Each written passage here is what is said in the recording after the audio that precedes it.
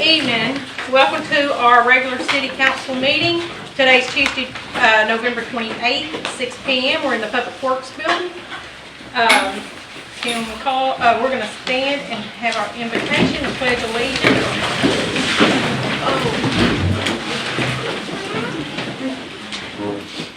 Father, we thank you for being so good to us, and we come to you in the name of your Son Jesus and just ask you to be with us.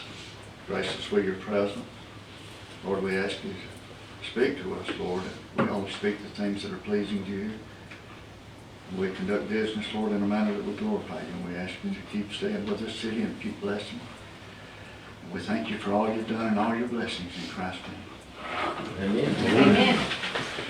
I pledge allegiance to the flag of the United States of America and to the republic for which it stands, one nation, under God, indivisible, with liberty and justice for all. Thank you. Mr. Davis. All right, can you call the roll, please? Mayor Miller? Here. Mr. Smith? Yes. Ms. Hamilton? Here. Mr. Welly? Here. Mr. Wolf?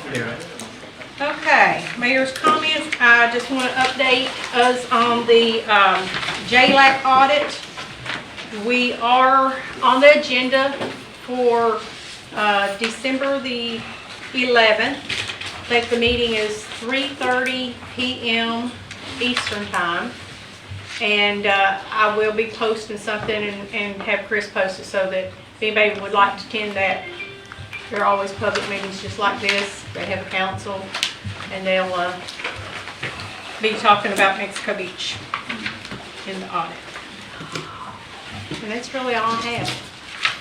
So I will open it now to our council comments. I do have Yes, some ma'am. comments. Since we have such a long agenda tonight. Yes, ma'am. I was wondering if there's some things, I had listed a few things that maybe we could possibly postpone until the December meeting. No, you can propose those, yeah.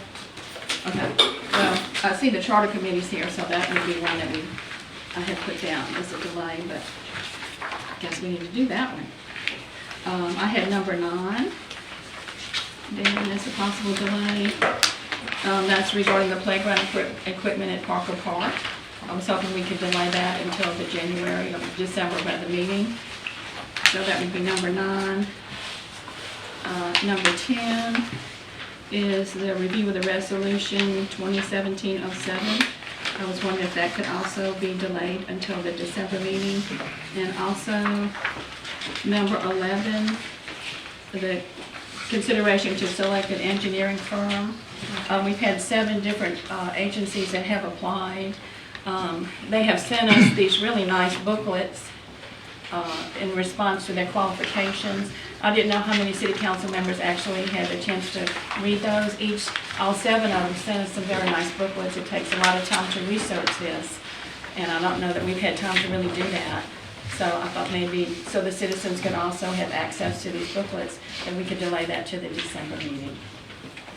And I would delay mine on the Form 6. You've got pamphlets and packets in front of you I brought, so we can take that off the agenda as well, as far as I'm concerned. So, do you think that you would like to continue our regular agenda until we get to item 9, see what our time looks like, and then we can discuss any of these delays? I'd like to wait till item 10 because I think we have an employee here to present item 9 No, after I'm hours. presenting. You're not presenting? No, Okay. I'm just commenting because you finished it. Okay, Okay. I'm just making sure. No, thank you though. Okay. Anything else? Does that sound reasonable to everybody? Okay, we'll get started. Mr. Jared, do you have any council comments? Mr. Adrian?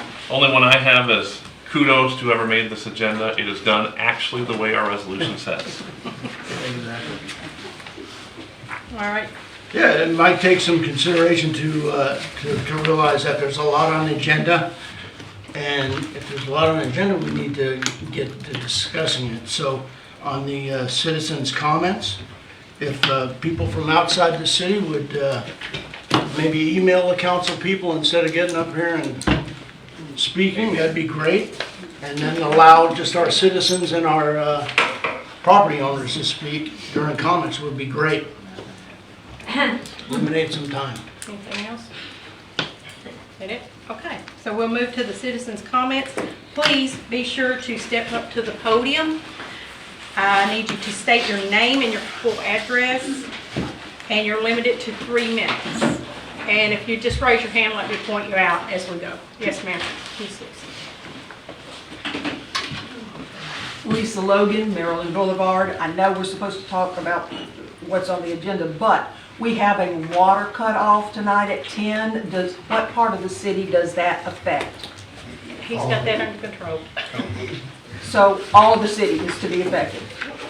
It's the main water line coming to Bay County. We're not going to be affected. It's just we want people to restrict their water usage. Right now, Glenn is filling up the 1 million gallon water tank. And so that 1 million gallon water tank should last us throughout the repair work that Bay County's doing. And it's supposed to be just 24 hours. It's supposed to be. Well, 18 is the 18, last I heard. okay. All right. The work will take place, but they'll have to take bacteriological tunnel. We can't feed any water to the tank unless we put all of Mexico Beach on a boil water notice. If we can maintain it until their notice clears, we won't be under boil water. We should not have any lapse of water service in Mexico Beach. Now, Sugar Sands and Sunstock will be without water until repairs are made. Okay. So just use as little water as possible. Yeah. All right, thank you. Okay, who's next? It's your opportunity to come up. Yes, sir. I see you now. You look like, you can come on up to the front. I'm sorry, I need to get my glasses, my other glasses. Actually, these shouldn't work. Okay. Okay, couldn't see you, I'm sorry. That's all right. Kim, her, doesn't matter. I do live in Port St. Joe, and Your name, regardless, please. Full address. Christy McElroy, Port Your St. Joe. address. Full address. I don't like giving my full address, and according to Florida Sunshine, you don't have to give your full address. So, at the last meeting, there was discussion about FEMA and the funds, and it not being appropriate to talk about possible fraud, etc. Due to the fact FEMA money belongs to all of us, I think it's very important to always talk about what the problems could be in order for those problems not to take place. I have before me COVID state and local recovery funds, and this is for Port St. Joe. And I'm going to give you an example of why it's important for citizens to understand. The project name was Sports Complex Field of Dreams. It was for $1 million, and it said construction of a sports complex. During Hurricane Michael, our current facility was damaged, and we need to move the facility to a new location. We have 60 acres dedicated for the use, but lack funding.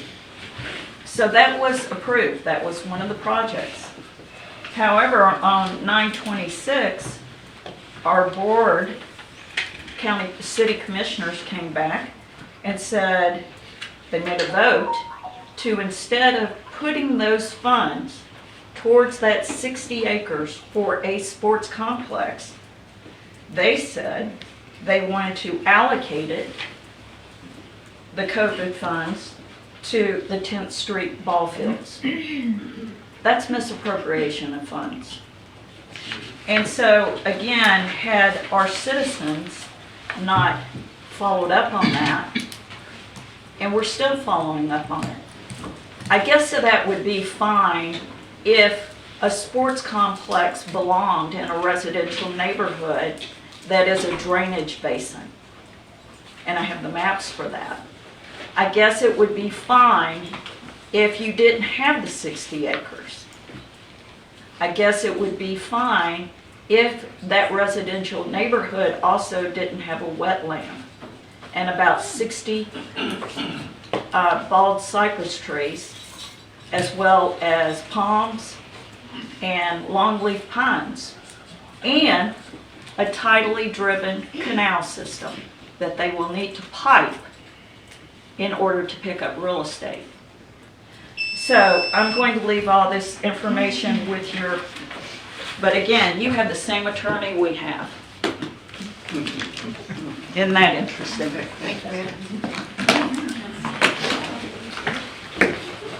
Okay. What was so good about that? Yes, sir. Yeah, I don't have a vote on the city of Port St. Joe Commission. Excuse me, can we come back to our agenda, please? Still don't need to We're at the talk about agenda. it. I know- Point of I know order, what please. you're gonna point. She has no right to talk about anybody that works for the city. Sir. I'm just making my point, Ms. Moore. That's all I'm doing. My point is, Don't point of tell order me to means shut up that now. you cannot talk.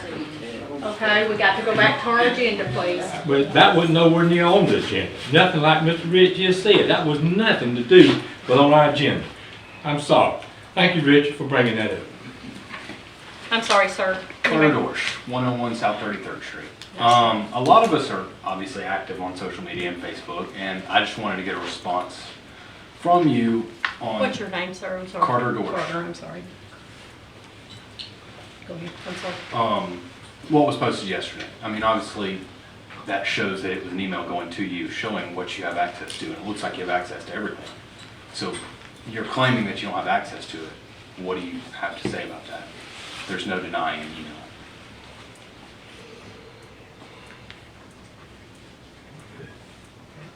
Is that what you have to say? That's what I have to say, sir. All right. And then I would like to let everyone know, if they're interested in signing a petition to recall the mayor, there will be a meeting at Sunset Park on Thursday, 2 to 5. Thank you. Thank you, you have a good day. Don't talk to the people. Okay. Yes, ma'am. Excuse me? Excuse me? King mouthing off to the guy. All right, we've got this under control. We're good. Jody Moore, I live in Lynn Haven. Some of y'all seen me before. I'm at the Beacon of Bay County, Florida. So I just have a few comments to make. That's why I drove all the way over here tonight. I want those of you who voted for the mayor to remember why you voted for her. You voted for her because you wanted accountability and you wanted transparency. You wanted to stop the overdevelopment. That's my understanding of it. You saw what was coming down the pike and you wanted to stop that. And now you're not allowing that to move forward. There's all these peripheral things that are getting in the way of that. So again, if you support the mayor and you voted for her, remember that, why you did that. Second up, I have regarding the recall effort. I don't know if many of you ever looked this up, but there are reasons why you can recall someone, okay? There's malfeasance, and this is Florida statute from what I understand. Maybe the lawyer can correct me if I'm wrong about this. Malfeasance, misfeasance, neglect of duty, kind of like not showing up to commission meetings because you're on vacay. Drunkenness, incompetence, permanent inability to perform official duties, and conviction of a felony involving moral turpitude. I'm unaware that Mayor Miller has committed any of these. Maybe some of you can enlighten me later. Again, the recall effort has happened. They're moving forward. It's my understanding that that will go before a judge, just like the lawsuit for the writ of mandamus is moving forward. So all these things are going to be in the legal, court at this point. Regarding the access, and I'm glad that I can contact the city administrator, even though his contract has not been signed, but he's acting as that, and I'll be happy to contact him and on the record talk about some of these things. When you're talking about full access, that is not read-only access, okay? Read-only access is not full access. If you were the chief financial officer of a company, would you be satisfied with read-only, or would you want the key that you're supposed to have? It should be the administrator and it should be the chief financial officer working in concert for the finances of the city. And there's someone here who's not allowing that to take place. So those are just a few comments. I'm glad to see that there's no turmoil tonight, at least not before I got here, not as long when I got here. I think that this will all be handled in the courts at this point.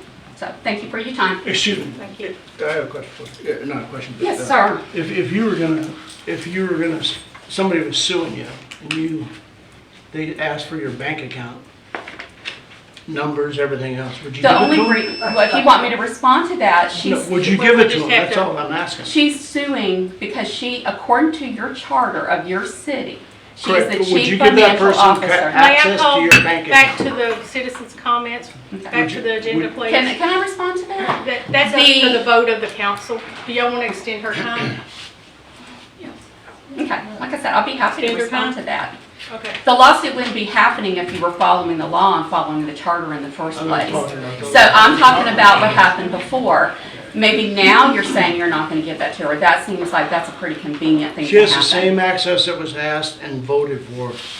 Is it full, is it full access? For one vote. Is it full It's access? full access is. It's read-only according to Yes. your Yes. accountant. She's not allowed to edit, correct. Okay, so you're saying she could look at any record?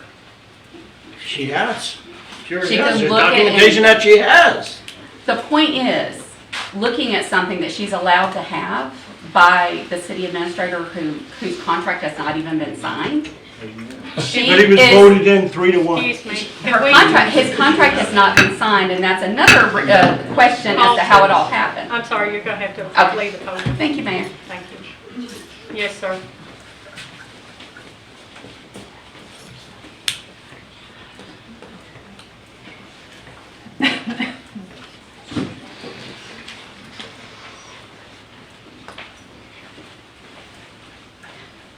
My name's Gary Woodham. I live at 113 North 38th Street, Mexico Beach, Florida. You know, I come to this meeting to discuss the problems the city's got, and it sounds like it's just a war going on here. I've never seen people that y'all allow that aren't even citizens to get up here and discuss things. This is the city's agenda right here that y'all are dealing with, the problems. And it seems like people that aren't even in the city are sitting here creating problems for the rest of us that live here. I've lived here 25 years. I sat there 6.5 years, and all this time, all this time, I've never seen anything occur like this tonight. I came here to discuss Parker Park, and all I've heard is controversy about the mayor. We'll get to the Parker Park on the agenda, sir. All right, well, can I get back up and discuss that? It just infuriates me that people are coming in here, and y'all supposed to be conducting a meeting for the public that lives here in this city, not for the rest of the community.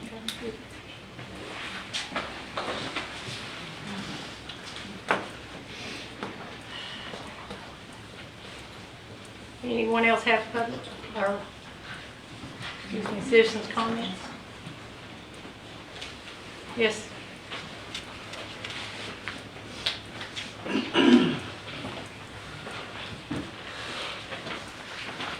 Good evening. My name is Lisa Harper. I am a resident and owner of 106 North 27th Street, which of course is impacted by some of the decisions being made here today moving forward. I provided my comments to each of you already last Friday by email about the proposed entrance change to North 27th for the Sweetwater project. Can I stop you there? I'm sorry. That is actually on our agenda for public comment. Do you have anything other than what's on? I can hold it. Okay, I appreciate Thank you. that. Thank you so much. All right. This is general citizen comment. So anyone else have anything general they want to come up to the podium? Yes, ma'am.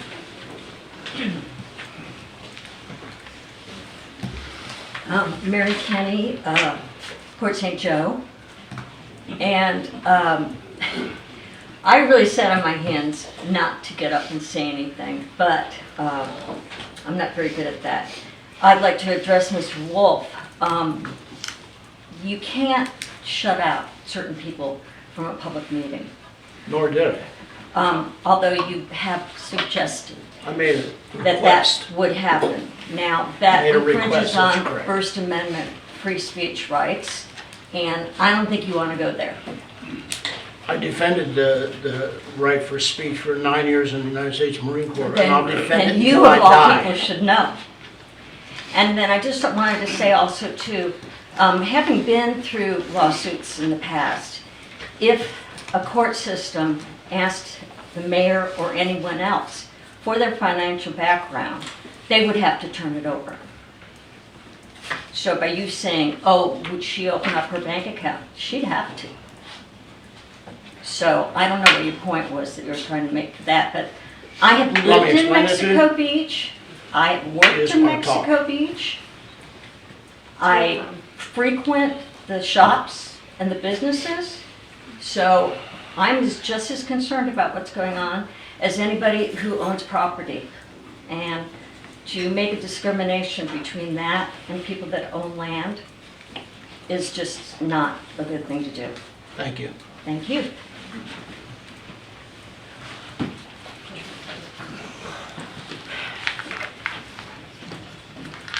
All right, anyone else for? Any citizens' comments? Oh, yes, ma'am, I'm sorry. It's okay, I was over on the side. I'm Cindy Jolly, 2703, US Highway 98, corner of 28th and 98th.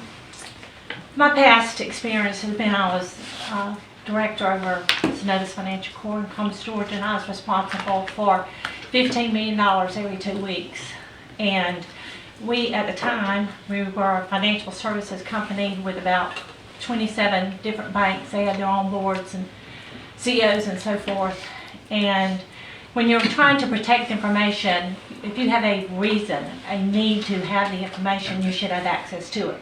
If you do something wrong with the information, then you're liable, okay? But as far as us controlling information around the table of elected people, that just doesn't seem sensible to me, because there's decisions that each of you may need to make, and you should be able to go and get that information because you've got the need to know it for business purposes. If you're using it for personal reasons, then there's violations for that. But as far as really targeting or saying, you know, you just have to justify why you need access. I was responsible for security access for our HR database systems, payroll, deposit systems, and things like that. So it's a very sensitive subject to me. But at the same time, you just have to control who has access to it. And in your audit control documents, explain why each person has the access that they have. This is called a control system. So I just think this has really just been blown out of proportion, or a miscommunication, or whatever. But it's just not being handled very well. We shouldn't have to end up in court over matters like this. We need to sit down, look at our responsibilities, what do we need, what access do we need to be effective and do our jobs. And then somebody signs off authorizing that information. If somebody violates it, then you take appropriate steps. Make everybody accountable. All right, any other citizens' comments?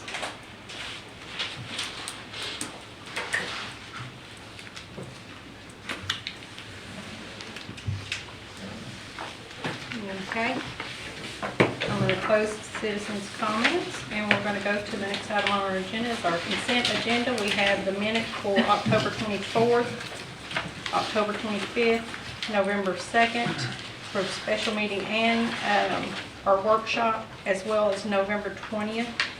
Has everyone had the opportunity to review these minutes, and are there any changes to be noted?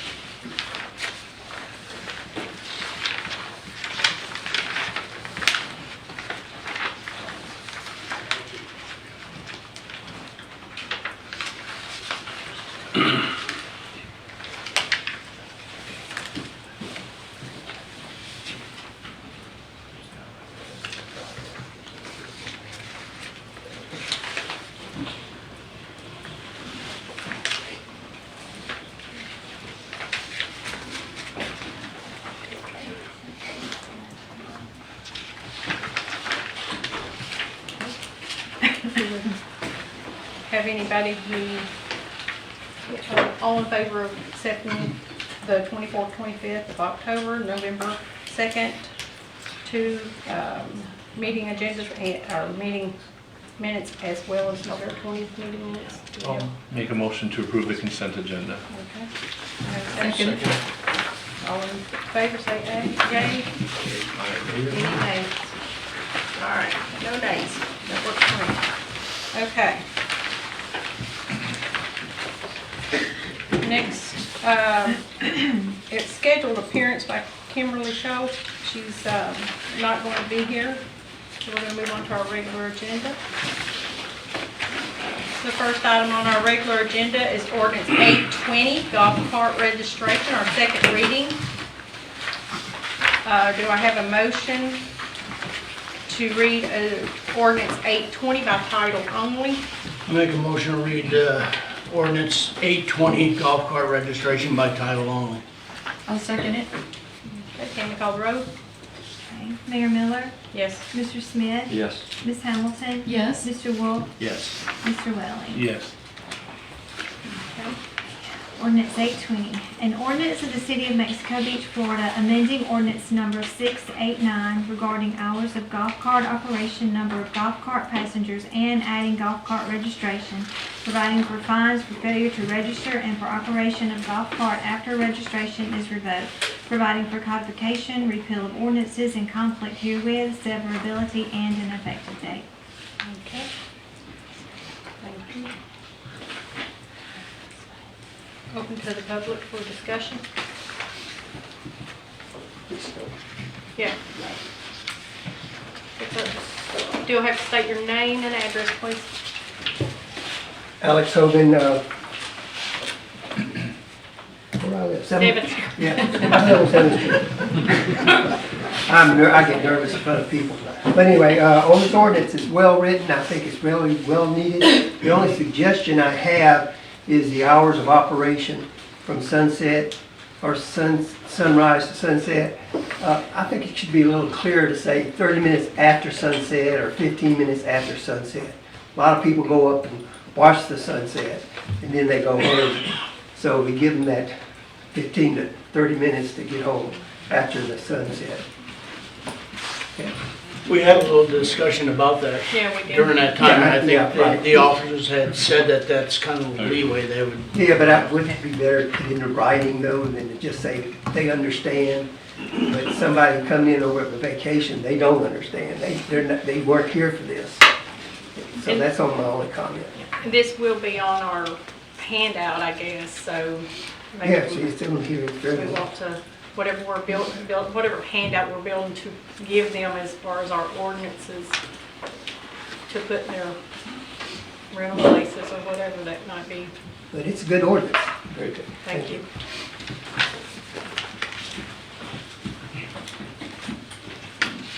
Any other public discussion on the golf cart?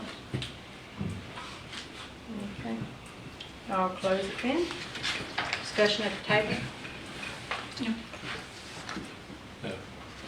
We passed her over. We hashed her over. Did y'all want to add the 30-minute? Or just you think we're good? I know the sheriff's department got that underhand, or in hand for them to give everybody a little lead time there. So, okay. I will entertain a motion for approval or denial of the ordinance 820, golf cart registration. I'll make a motion to approve ordinance number 820. Second. Okay, Tammy call the roll. Okay, Mr. Welly, Yes. Mr. Wolf, Yes. Ms. Hamilton, Yes. Mr. Smith, Yes. Mayor Miller. Yes. Okay, thank you. The next on our agenda is ordinance 821. We're going to amend appropriations for funds for the general fund, other funds for the general fund, second reading. Do I have a motion to read ordinance 821 by title only? Make a motion to read ordinance 821 by title only. I'll second it. Tammy call the roll. Mr. Smith, Yes. Mr. Welly, Yes. Mr. Wolf, Yes. Ms. Hamilton. Yes. Mayor Miller. Yes. Ordinance 821. An ordinance of the City Council of the City of Mexico Beach, Florida, authorizing the amendment for the appropriation of funds and adoption of the amended budget for the fiscal year 2022 to 2023 for the general fund, providing an effective date.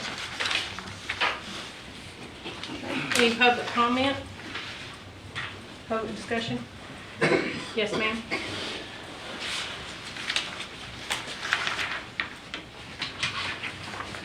Lisa Logan, Maryland Boulevard.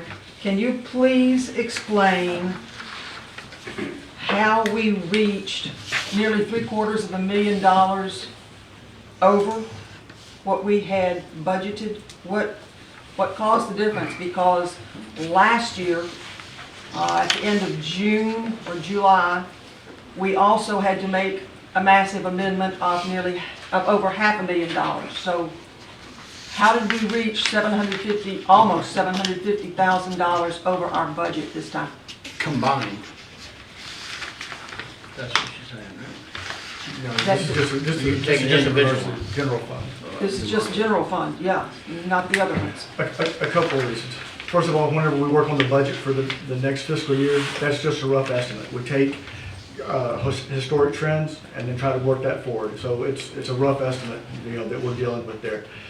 Secondly, whenever you look at the homes that are being built in Mexico Beach now, they're more valuable than the homes which were destroyed by Hurricane Michael. And so our property values overall are going up a lot higher than what we know how to budget for historically. And that's the two main reasons why we receive more revenue. I'm assuming building permits as well was one of the big ones in this. Yeah.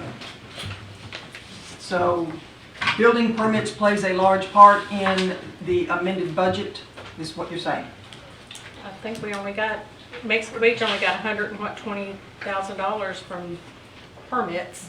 It all adds up. All of our revenue, our different revenue streams add up. We receive more, in building permits than we originally counted on, but we receive more in ad valorem and everything else as well. I wonder, like half-cent sales tax, was that up this year or not? Do you know? I don't know off the top of my head.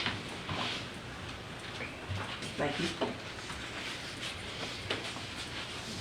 Other public comments? Okay, we'll close the discussion at the table. Okay, I'll close discussion. I'll entertain a motion for approval or denial of ordinance 821, amended appropriations of funds for the general fund. I'll make a motion to approve ordinance 821. I'll second. Tammy, call the roll, please. Mayor Miller, Yes. Ms. Hamilton, Yes. Mr. Wolf, Yes. Mr. Welly, Yes. Mr. Smith. Yes. Okay, thank you. Ordinance 822, amendment appropriations of funds for the water fund.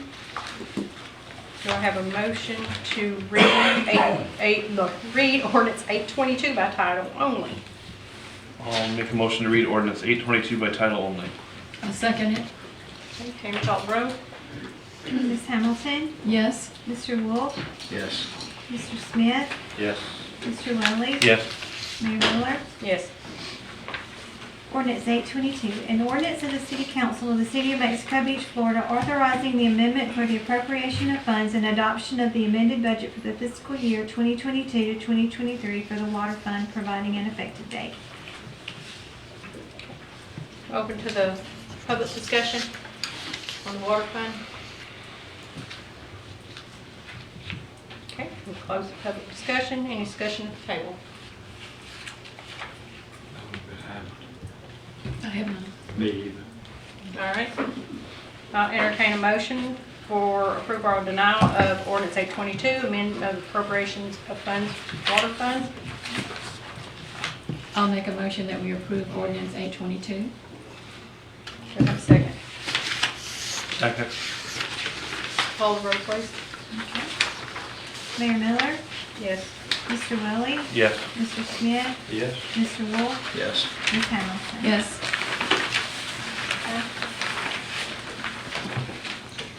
Moving forward with our next ordinance, ordinance 823, amendment of appropriations of funds for sanitation fund. Do I have a motion to read ordinance 823 by title only? Make a motion to read ordinance 823 by title only. Second it. Okay, and call the roll, please. Mr. Welly? Yes. Mr. Wolf? Yes. Mr. Smith? Yes. Mayor Miller? Yes. Ms. Hamilton? I didn't read, please. Ordinance 823, an ordinance of the City Council of the City of Mexico Beach, Florida, authorizing the amendment for the appropriation of funds and adoption of the amended budget for the fiscal year 2022 to 2023 for the sanitation fund, providing an effective date. Opening public discussion on our sewer fund appropriations. And close discussion at the table. This is the sanitation one. So we are transferring money from prior year surplus to make up the difference for the losses in that fund. Correct. That's all I need to know.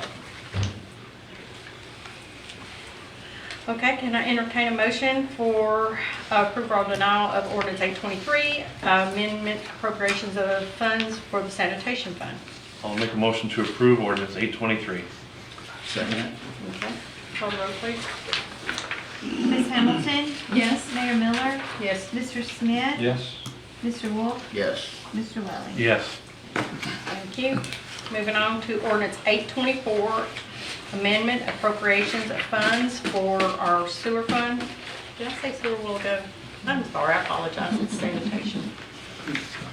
Long day. Okay. Do I have a motion to read ordinance 824 by title only? I'll make a motion to read ordinance 824 by title only. Okay. Second. Call the roll, please. Mr. Wolf? Yes. Mr. Smith? Yes. Mayor Miller? Yes. Mr. Welly? Yes. Ms. Hamilton? Yes. Ordinance 824.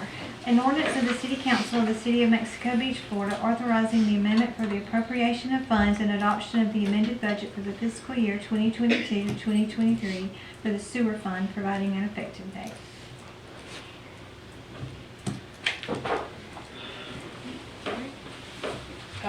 Open public discussion. Closed public discussion. Any discussion at the table? Okay. I'll entertain a motion for approval or denial of ordinance 824, amending the appropriations of fund for the sewer fund. I'll make a motion to approve ordinance 824, the sewer fund. I'll second it. Can I call the roll, please? Ms. Hamilton? Yes. Mr. Welly? Yes. Mayor Miller? Yes. Mr. Smith? Yes. Mr. Wolf? Yes.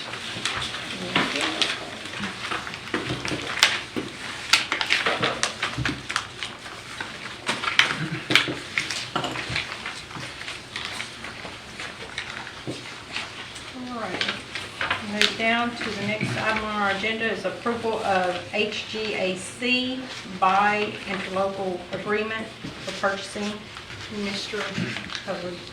Mayor and council, the HGAC by purchasing group, they sell equipment, vehicles, other materials that we use at the city.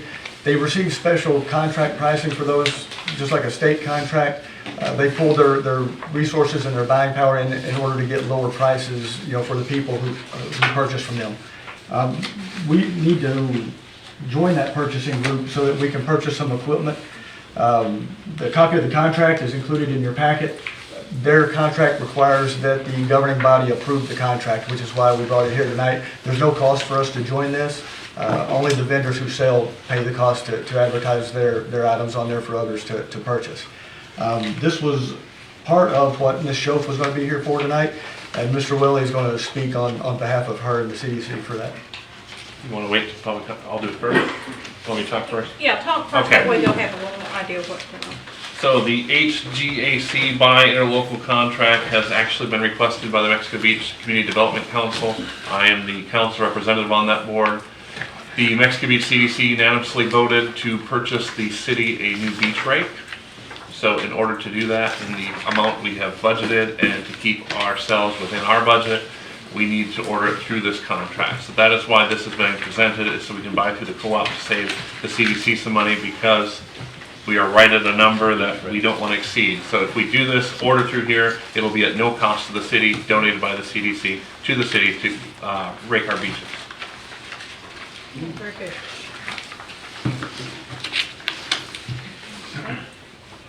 So I will open to public discussion. Anybody have any discussion? It does not cost the city anything. The city will be required to purchase the beach rake first, and then the CDC will reimburse us those funds. Okay. So Good to know. what I just passed around to everyone was the actual quote for the beach rake. The CDC approved up to $79,000, which was the original quote if we didn't purchase it through the HVAC by purchasing group. So we're saving $10,000 by joining this group tonight. Excuse me. What I would ask the council to do at this point is, once the public has an opportunity to comment, is if the council would agree to purchase this, then we need to have a vote on purchasing that and also approve the required budget amendments in order to make that purchase happen. Okay. Can you speak to us on the cost here? Yeah, this is the full cost that the CDC has agreed to. So I'm assuming we need to approve the agreement and then purchase, so that way we are in order. Yes. And I think that's why I didn't know we were going to approve this tonight, but I knew that we approved it as the CDC, and that's what Kimberly was going to speak about, and she decided I could deliver good news, so good news. And the reason why I held on to that and passed it around is because, it was kind of going to be a surprise, good news for the city that the CDC was going to help us out, and I definitely appreciate the CDC board for what they're doing. Any public discussion? The cost on here, just so y'all know, $69,497. I do want to point out before we start approving things that the contract, the $69,000 you just mentioned, it includes delivery, and it also includes the fact that we're trading in one of our old beach rakes as part of the deal. Does it have a value? It's not much. What? He asked if the old beach rake had a value, and I said not Oh. much. They're giving us $1,500 is what they give us. Yeah, I think they did. scrap value. Yep, okay. Sounds like a win-win situation. It's exciting because they're not going to actually penalize you in your other committed budgeted money from them. This was a surprise to me. I actually was a little shocked the whole board agreed. So So it doesn't sound like we've got any, just about lost it. Sorry. Well, they brought up a point. Okay. You said the value of the old, excuse me, I'm talking out of order, John Harrell, First Street, last house in Bay County. You said the value was only $300? No, 1,500. 1,500? 3,000. Shipping is $3,000. The trade-in value was $1,500. Yeah, but we're not talking about shipping because you said that was included, correct? Well, it's itemized. It's Yeah. itemized. Okay, I don't have a copy of that. Could we not keep the old one to have a spare? I mean, that little bit of money we're getting, We're keeping, we have two old beach rakes right now, a larger one and a smaller one. We're trading in the smaller one and Got keeping it. the larger one. That so we makes do more have a sense spare. then. I was thinking in case something happened, we'd have a backup just in case, or... We got you covered. Okay, thank you very much. Good point. Okay, so closing public discussion. Any more discussion at the table here? You good? You got anything else for us, Adrian? No. You're Yeah, okay? the only thing that I had, is I didn't read through this prior to knowing that we're getting a free rake. So I read through the whole contract, and I Googled who they are, how they make money, all that stuff like that. So, is there a value for us using them for other things that we should be looking into? Yes. Okay. Yes, they sell other equipment and vehicles. Well, I think based on what I've read and the people that are using it, there's a lot of cities using it. Yeah. So I think we ought to look into that hard. Oh, yeah. Yeah, I don't think this will only be the first purchase. This will be the first purchase, but probably won't be the last. Last, yeah. So I'm going to entertain a motion to approve the HGAC buying interlocal agreement for purchasing city. I would make a motion to approve the HGAC by interlocal agreement for purchasing. A second. Can we call the roll? Ms. Hamilton? Yes. Mr. Welly? Yes. Mayor Miller? Yes. Mr. Smith? Yes. Mr. Wolf? Yes. Okay. do we want to go on with this? A motion right A away. motion, let's go on motion to approve the 69, how do you want that It can be, stated? it can be one motion, but to approve the purchase of the Barber Beach rake and the required budget amendments to make that happen. All right, I will make a motion to approve the purchase of a new Barber 600 HD surf rake with funds as donated from the Mexico Beach CDC and authorize the amendment of the budget to include the increase in revenue for that purchase. I second that. Cam, call the roll, please. Okay. Mr. Welly? Yes. Mr. Wolf? Yes. Mr. Smith? Yes. Mayor Miller? Yes. Ms. Hamilton? Yes. Okay, great. I did the same, Rich, I looked. Yeah. And then found out we're getting it for free. Great, yeah. Okay, wonderful. All right, we're gonna move to something very positive here. Charter Review Committee presentation. Yes, Mayor, as the council's aware, you appointed a charter review committee, and that committee has been working for the last several months to put together the recommendations that are before you this evening. They come up with 7 recommendations, although the first one was one dealing with maximum building heights. There was a suggestion that was made at our last meeting, and I think there still might be some not quite fully fleshed out there. There's some things that might need to be worked on because they didn't really have a lot of time to work on that one. But there's 7 different recommendations, and what needs to happen now and how this works is the council reviews these. You can accept them all, you can reject them all, you can pick and choose which ones you like or to accept. Then you would direct me to go ahead and write up the ordinances, which would contain the actual summary and the actual language for the referendum. And it would be just ordinances, and it would go just like ordinances. We'd meet, have a first reading, it could be tweaked a little bit, and then the next meeting, after being advertised, you guys would vote to adopt those ordinances. Then it would go, we would send it off to the supervisor of elections, and it would be on the ballot for our next election. We do have a deadline of February 1st to get it to the supervisors of elections office. Thus, we have basically 3 meetings coming up before that deadline is going to take place. So you could tell me tonight, and I will go ahead and draft the ordinances and be ready for you at the next meeting in December. Or if everybody wanted to think about it a little bit, we'd be pushing it right up to the deadline. We could go ahead and do it, have our first reading on the first meeting in January, and the second reading and adoption on the second meeting of January, in time to get it to the supervisors of election. But where we're at right now is you guys deciding how we're gonna go forward with these recommendations.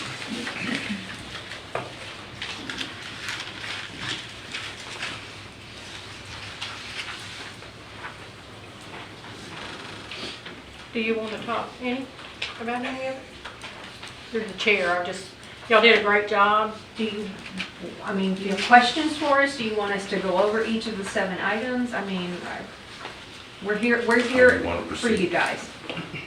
Yeah, well, Answer any questions you may have of us. I'd love someone to briefly go over each one of them, but before we get there, I do want to say kudos to you guys when I campaigned on this and wanted it. I never imagined it was going to turn out like this. Your committee was awesome. You met well. You were professional. I watched a couple of them a little bit, but not all of them. You did exactly what I had hoped for years would have been done with this committee. So kudos and thank you guys. But yes, I would love if you would give a little presentation on your changes so we understand what you're fully recommending. Yep, that and I have my I did not print out the agenda, so bear with me here for just a second. Here we go. My binder. Thank Sorry to put you in the spot. you. No, it's okay, no problem. So I am Jennifer Ward. I was the chair of this wonderful committee, and yes, we all had some great conversations, very respectful, and very valuable information was shared by everybody. We came up with these 7. The first one that Mr. McCahill brought up was definitely brought up at the last meeting, was putting in height restrictions, basically keeping our current height restrictions as they are, and pushing it so that if anyone wanted to come in and build a tall tower or something of that nature, it would have to be behind our existing annexed area.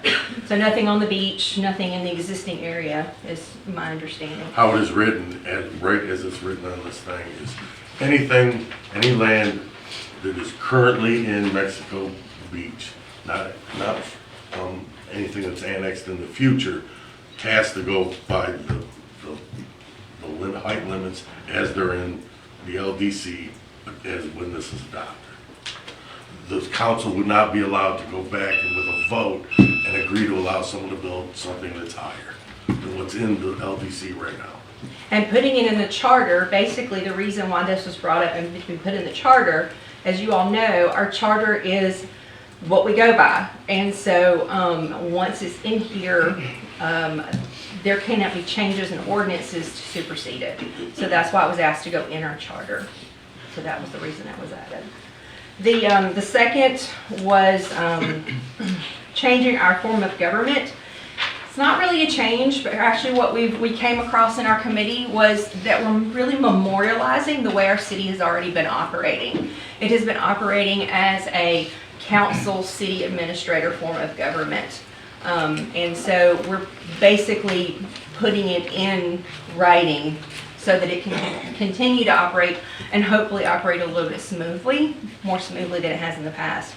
So we would be changing from what it currently says as mayor council to council city administrator. And it will state city administrator, not city manager. That was one of the changes. Second change was, third change was to remove the sentence out of the mayor's job description, where it states that they are the CFO and CEO of the city. We want to spell out those job requirements more in the, they're spelled out. We broke it out more is what we've done. Let's see here. I'm kind of reading through this again, sorry. We had section 216 was a duplicate of 213, so we wanted to delete that provision entirely. The city administrator's position and the city clerk's position are not even in our existing charter, so we'd like to have those added. We've spelled out job responsibilities for both, keeping it pretty succinct, or as succinct as we could. City clerk. Article 5 is the nominations and elections section. Sections A and C would remain as is. However, in section B, if we have 2 or more people that qualify as candidates for the office of city council, for any of the designated groups to be filed, the person so qualified shall be voted upon at the regular city council election to be held as stated herein. The candidate who shall receive the highest number of votes cast for the designated group shall be declared elected. What we're asking here is, instead of it stating this, is that it actually say for the most votes, it needs to be 50% plus 1. If they don't receive 50 plus 1, then they would need to have a runoff. We saw that in our last election. I know it's happened several times in the past, over the past 30 years, so we would like to see that change.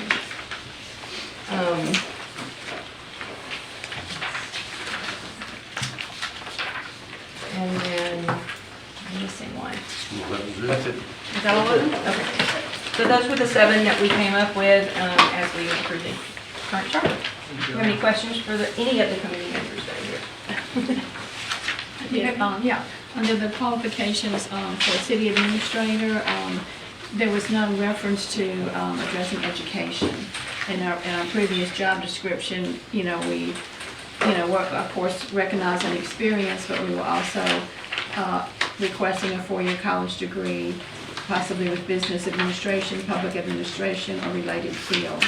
So there's nothing in there about education, formal education? So part of our discussions when we were going through this was we did not want to tie the city's council's hands so tightly that you guys could not make that decision as to what kind of education. That's more of the job description and not the job title and overview.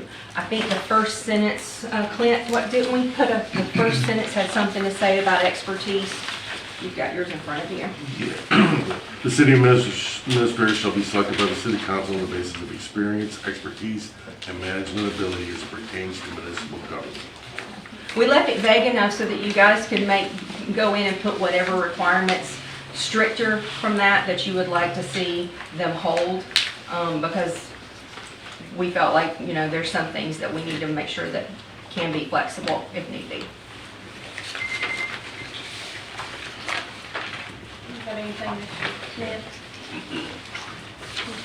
I have one, and I was gonna look it up myself, but you got to me too fast. You said 216 is a repetitive? That's 213, I believe. Okay, so it is in there still? Yes. The 5 years, every 5 years? It is. So that kind of leads into another question. Is this committee done, or will you continue on as a committee? That'd be a question for the council. Okay, I didn't know if that was spelled out, or if the work is over, or, okay. I believe that our committee will continue to see us through until it's ready to go to referendum and go to vote. We may not meet as often as we have, but I personally would like to see it through till then. Good.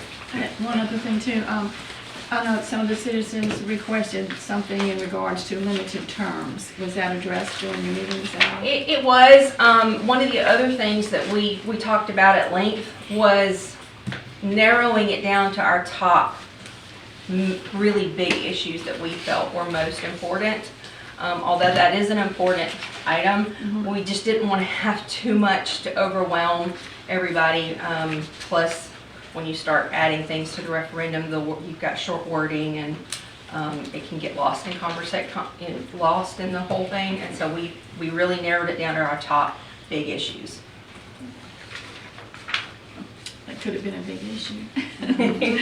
It was a big discussion. It was a very lengthy, one of our, almost a full meeting discussion. So was the length of terms. I think there was a brief discussion of going to 4 year. We did. We did talk about that as well. But again, we kind of went back and picked and chose what we felt like were our best options for this round. It doesn't mean that we, can't go back in a couple of years. From the community was kind of... Yeah, I was mentioning something that was brought up, that's all. Yeah, it was brought up, yes, and it was discussed at length. Any other questions? So when y'all discussed it at length, what were the reasons why that was not considered limited terms? Actually, can I let Miss Lisa speak to that? Because that was something that she was extremely passionate about and we talked about. And so I'm going to let her speak to that if that's okay. Talk about term limits, right? Yes, ma'am. Okay. Lively discussion about that, but, and I was for a 4-year term initially. We've always had a 2-year term, but we decided that, and we heard from many citizens, a 2-year term suits Mexico Beach better at this point in time because, quite frankly, if there's somebody in here that we don't like, we only had to put up with them for 2 years instead of 4 years, to be very blunt about it. So that's why we decided that for Mexico Beach, doesn't matter what other places do, for Mexico Beach, right now, the 2-year term is better. Although, yes, we have a turnover every year, and that was the concerning factor. We still believe that it's better to have a 2-year term at this point. And I guess what I was referring to is like a 2-year term is fine to me, but can that person run 3 and 4 times, so that next thing you know, they're here for 15, 16 years? We did not actually discuss whether or not there should be a term limit as to whether or not. We did not discuss that. We simply addressed the term itself. Something we can take back to the table if you like. Bruce, to Ms. Hamilton, we can definitely, we have another meeting, so we can definitely, okay. I'd like to also add to what Jennifer said, these were our major points. We were in a time crunch, as you well know. We have a significant list of other things that need to be looked at and addressed, but you also have to keep in mind that this is going on a ballot. The things have to be addressed in, what is it, 75? 75 words for the summary and less than 25 for the actual referendum. Exactly. So you got 75 words to sum up each one of these and 25 words for the actual question. And we did not want to overwhelm voters who also told us that you put too much on there for them to go through and they're not going to pay any attention to it. So that's why we chose these items. This should continue in the future where there are other things that do need to be addressed.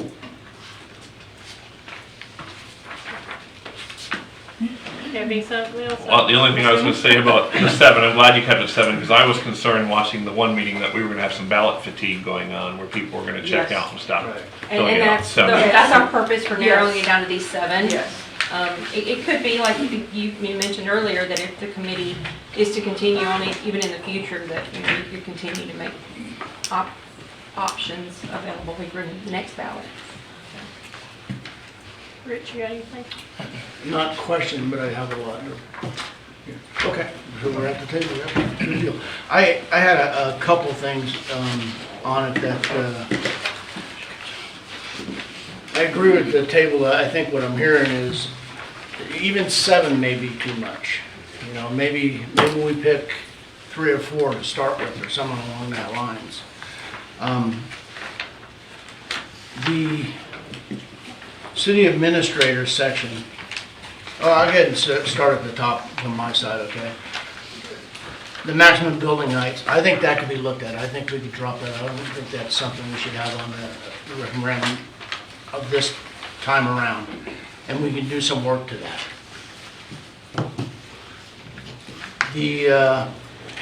The section of powers and duties, 201,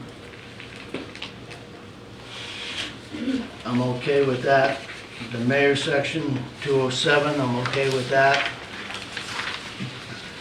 The 216, do we really need to put it on the ballot right now? I mean, it's just a delete type thing. I think we should ignore that for right now. City administrator, I'd like to see that committee on their next meeting maybe not be so wordy in that area. Really break that down. I mean, you broke down the city clerk pretty good.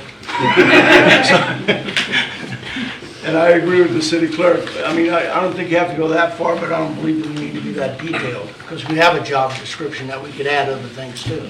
Well, where we took that from, where I was instructed to take that from, was basically verbatim from ordinance 488. The one that established the position. It doesn't establish it, but it more codifies what the duties are, powers and duties of the administrator.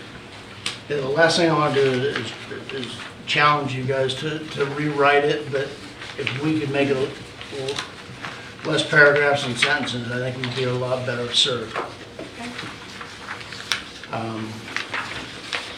City clerk, I thought was okay. The election thing, I'm okay with that. As soon as I look at it, I say, that's great. On the big stage, in big elections and the big stage, the small city like this, only having, 650 voters, I'm a little concerned about that. So, I'm open to suggesting that, or I could be swayed.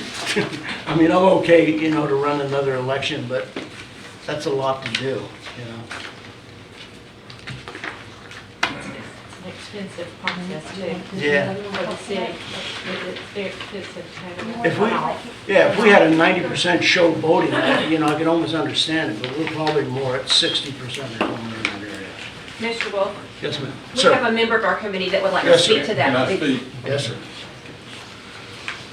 I'm sorry. Steve Cox, Charles Corner. First, and Rich, you and I talk on a lot of different topics, but as I'm addressing the council, I think the boundaries being in the charter, for everyone that lives in this city, the height restrictions and all that, we've witnessed time and time again these seats change and the LDC gets changed and people never know about it, okay? So I think, number one, that's an important thing. And number two, the election, this is the United States of America, and you served, and we all kind of bleed the red, white, and blue. And I think we all felt strongly that if you're going to sit at one of these seats, you should have the support of at least half the voters. And if you don't, you ought to be in a runoff. So that's just 2 points I want to make. Okay. Like I said, I can be swayed. My only reason was it's such a small vote. So,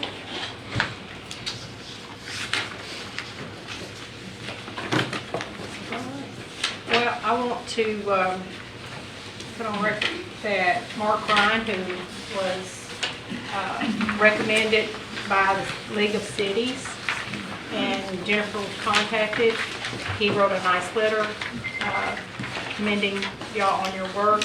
Again, we really appreciate all your hard work. I think y'all did a great job.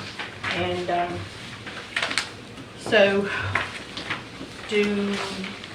what do y'all want to do as far as directing Mr. McCahill on the ordinances? I personally think that those people have spent so much time on this, had so many meetings, they had a public hearing, they've gone through this process where I don't want to change any of it.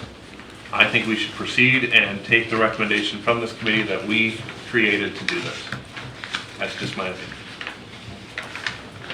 Are you taking citizen comments for this? I think we will not, because I was told that we had the workshop and that there were 2 people there. No, there was no one there. There were 2 people at the workshop. So that was your opportunity to discuss this. But if it's okay with the council, and if they give me an opening, I will be glad to open this for some public comments. Everybody okay with it? Is there anybody that's, any nays? I'll open them and listen to the public comment. Okay? Public comments? Yes, sir. Come on up.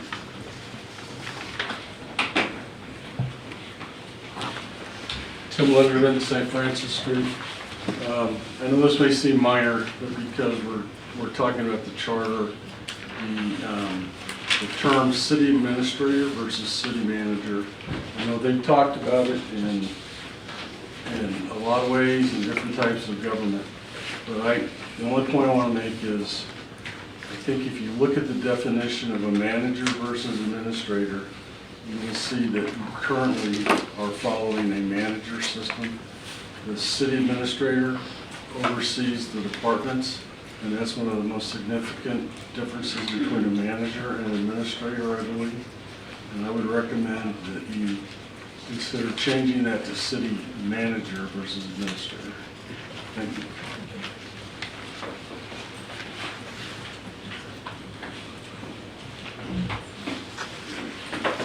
Jennifer, did you want to enlighten the people the difference in the manager and the administrator? I know you did a lot of research on that, and talked with your committee, so some people might not know the difference.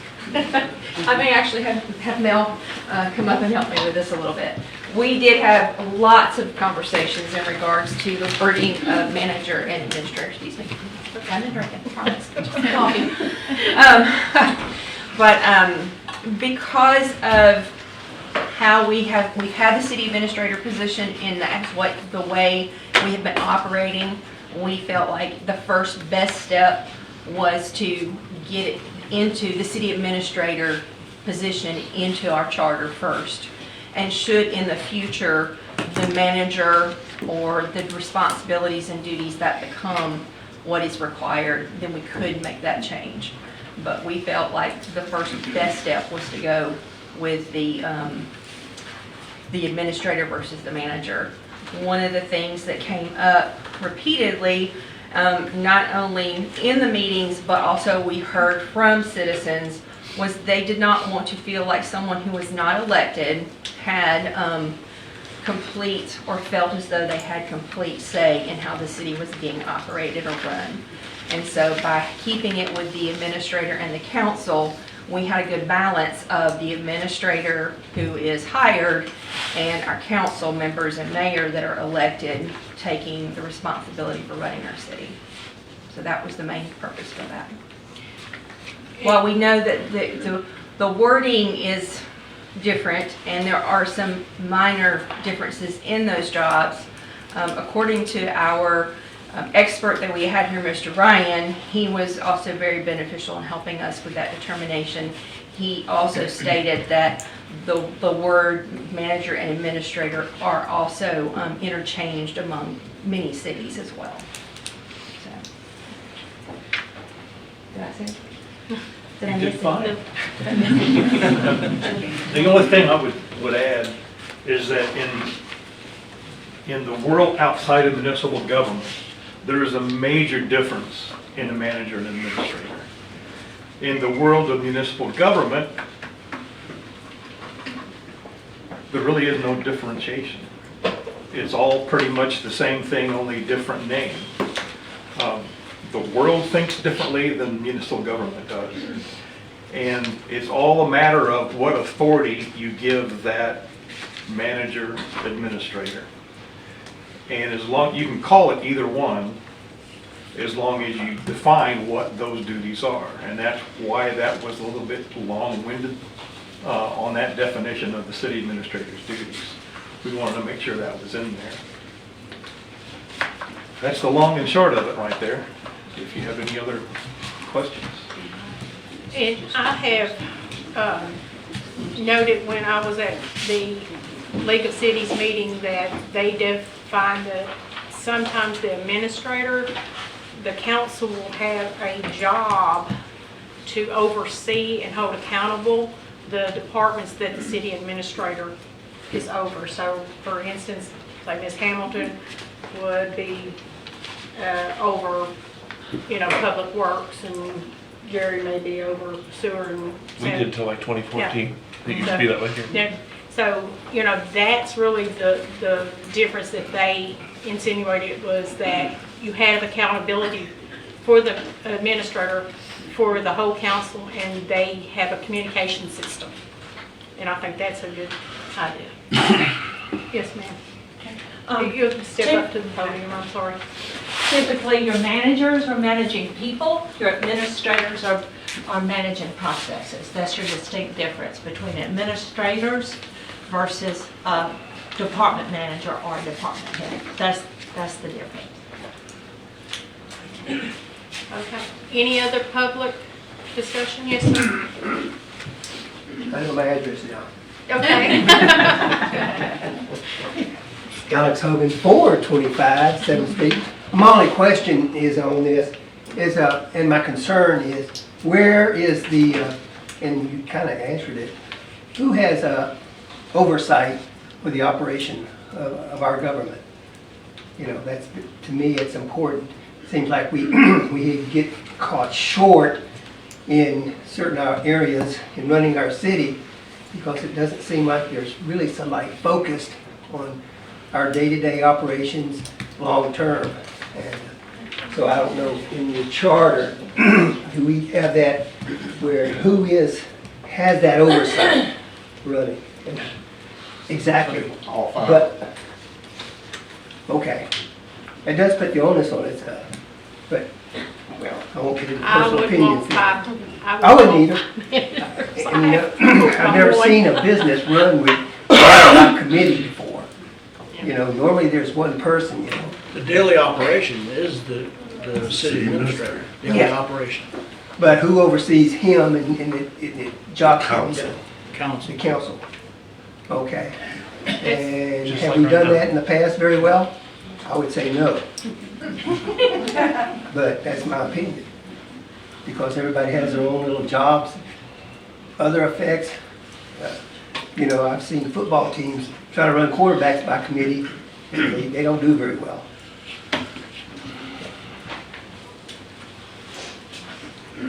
Yes, Larry.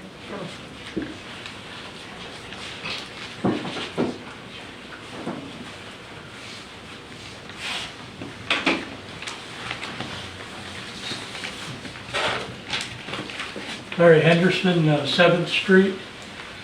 I agree with this gentleman's assessment that the city manager, you call him manager or administrator when you have a community this small, and he's serving at the direction of the board. The board's function to set the vision. He's going to be wearing both hats because he's really going to be tasked with implementing the day-to-day operation of what you're trying to do. And that's, sometimes he's going to be administering, other times he's going to be managing, like talking to people in the different departments. How's this going? How's that going? You need more manpower? Yeah. It's just the day-to-day operation requires both. And in a community this small, we're not really big enough to justify two separate positions of that. So the board sets the overall vision and gives a direction to the city manager or administrator, then it's up to him to do it to their satisfaction. Because under this arrangement, y'all are his boss. So if he doesn't please the boss, then there's an accountability. And if y'all don't give him clear direction, then that's your fault. And that's your accountability. So anyhow, so in a way we're kind of talking how many angels can dance on the head of a pin with this manager, just call him chief executive officer. Yes, thank you. Any further public? Yes, ma'am.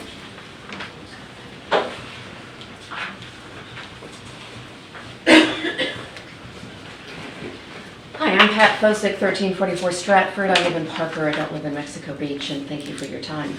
I guess I've got a question, and I've been watching Mexico Beach politics, actually all the politics in Bay County for quite some time. It was represented that the city of Mexico Beach has basically run as a council administrator form of government for some period of time. I don't see that as having been the case. It seems to me, based upon everything that I've seen going on, I've listened to the meetings, I've come to a couple of meetings, it seems to me that the council has been operating as a mayor-council form of government, so I'm not quite sure why the rationale for the change. And I know I'm not going to get an answer, but I may be asking for the rest of you who live here to consider that what is the rationale for the change here? It seems like you're putting a tremendous amount of responsibility on one individual who currently does not even have a signed contract addressing the council. In addition, something that Mayor Miller said, and it's something that we see in the city of Parker, is we don't have a city administrator, we don't have a city manager. Our city council answers to the people that voted them in. And we change that vote every couple of years. We have that right. You're not going to have that success with the city administrator, no disrespect. That's not really, yes, he or she serves at the pleasure of the council, but do they really? Do they really, when we can't even pass simple things that are going on with our office within the city of Mexico Beach? So I would encourage the citizens to strongly consider whether there's some ulterior motive here. Secondly, with regard to the city administrator position and the way that it was spelled out, someone said we did a great job, the committee did a great job of delineating the city clerk's position, very limited, very direct, very clear, but yet when we get to the city administrator, we've taken the time, or the committee has taken the time to outline the powers and the duties. And I would direct this question to the attorney. Once it's in the charter is the law. It's not the job description. The charter sets the job description, if I'm not mistaken.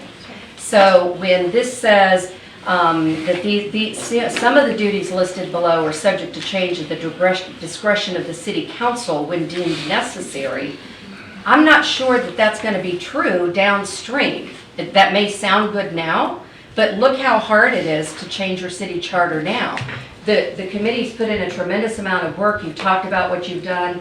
You've got all these other ideas. What are those ideas? And yes, there's such a thing as ballot fatigue, but at the same time, how long has it been since you've changed your charter? I know how long it's been for Parker, and it is abysmal. So if you don't have time to do it right the first time, you're not going to have time to do it over. Just my thoughts. Thank you for your courtesy. I'll try to respond best I can. By the way, my name is Mel Smedelsky, 800 Highway 98. I didn't say my name earlier, I'm sorry. We had a long discussion about having 5 bosses and not 1. And there was initially a number of our committee members who thought that the city administrator should answer to just 1 person, not 5. And Mr. Ryan and I argued that we would rather have 5 bosses any day than 1. And the reason being is that the city administrator works for the council, not for any one of those members. What would happen if Adrian appointed me to this committee. So what happens if Adrian is my boss now, as me being the city administrator, and he goes off the deep end and does some crazy stuff? That means I gotta follow what he says.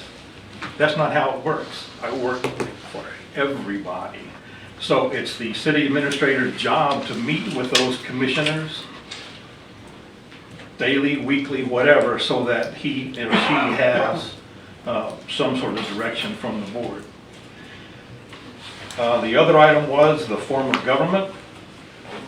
We originally had a big discussion about whether to keep it as is or change it to the council manager form.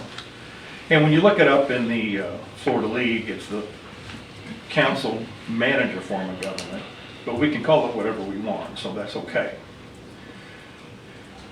We want to make sure that politics is out of the day-to-day operation of the city.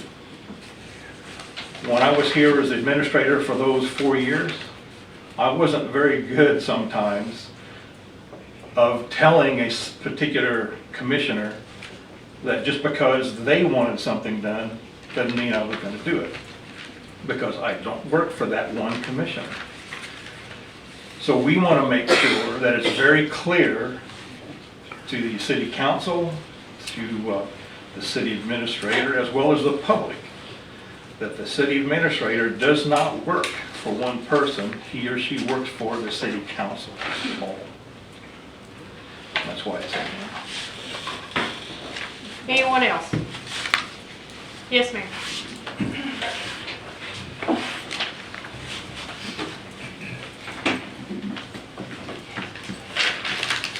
Jerry Parker. I live in Lynn Haven, but I was also a co-chair of a charter committee.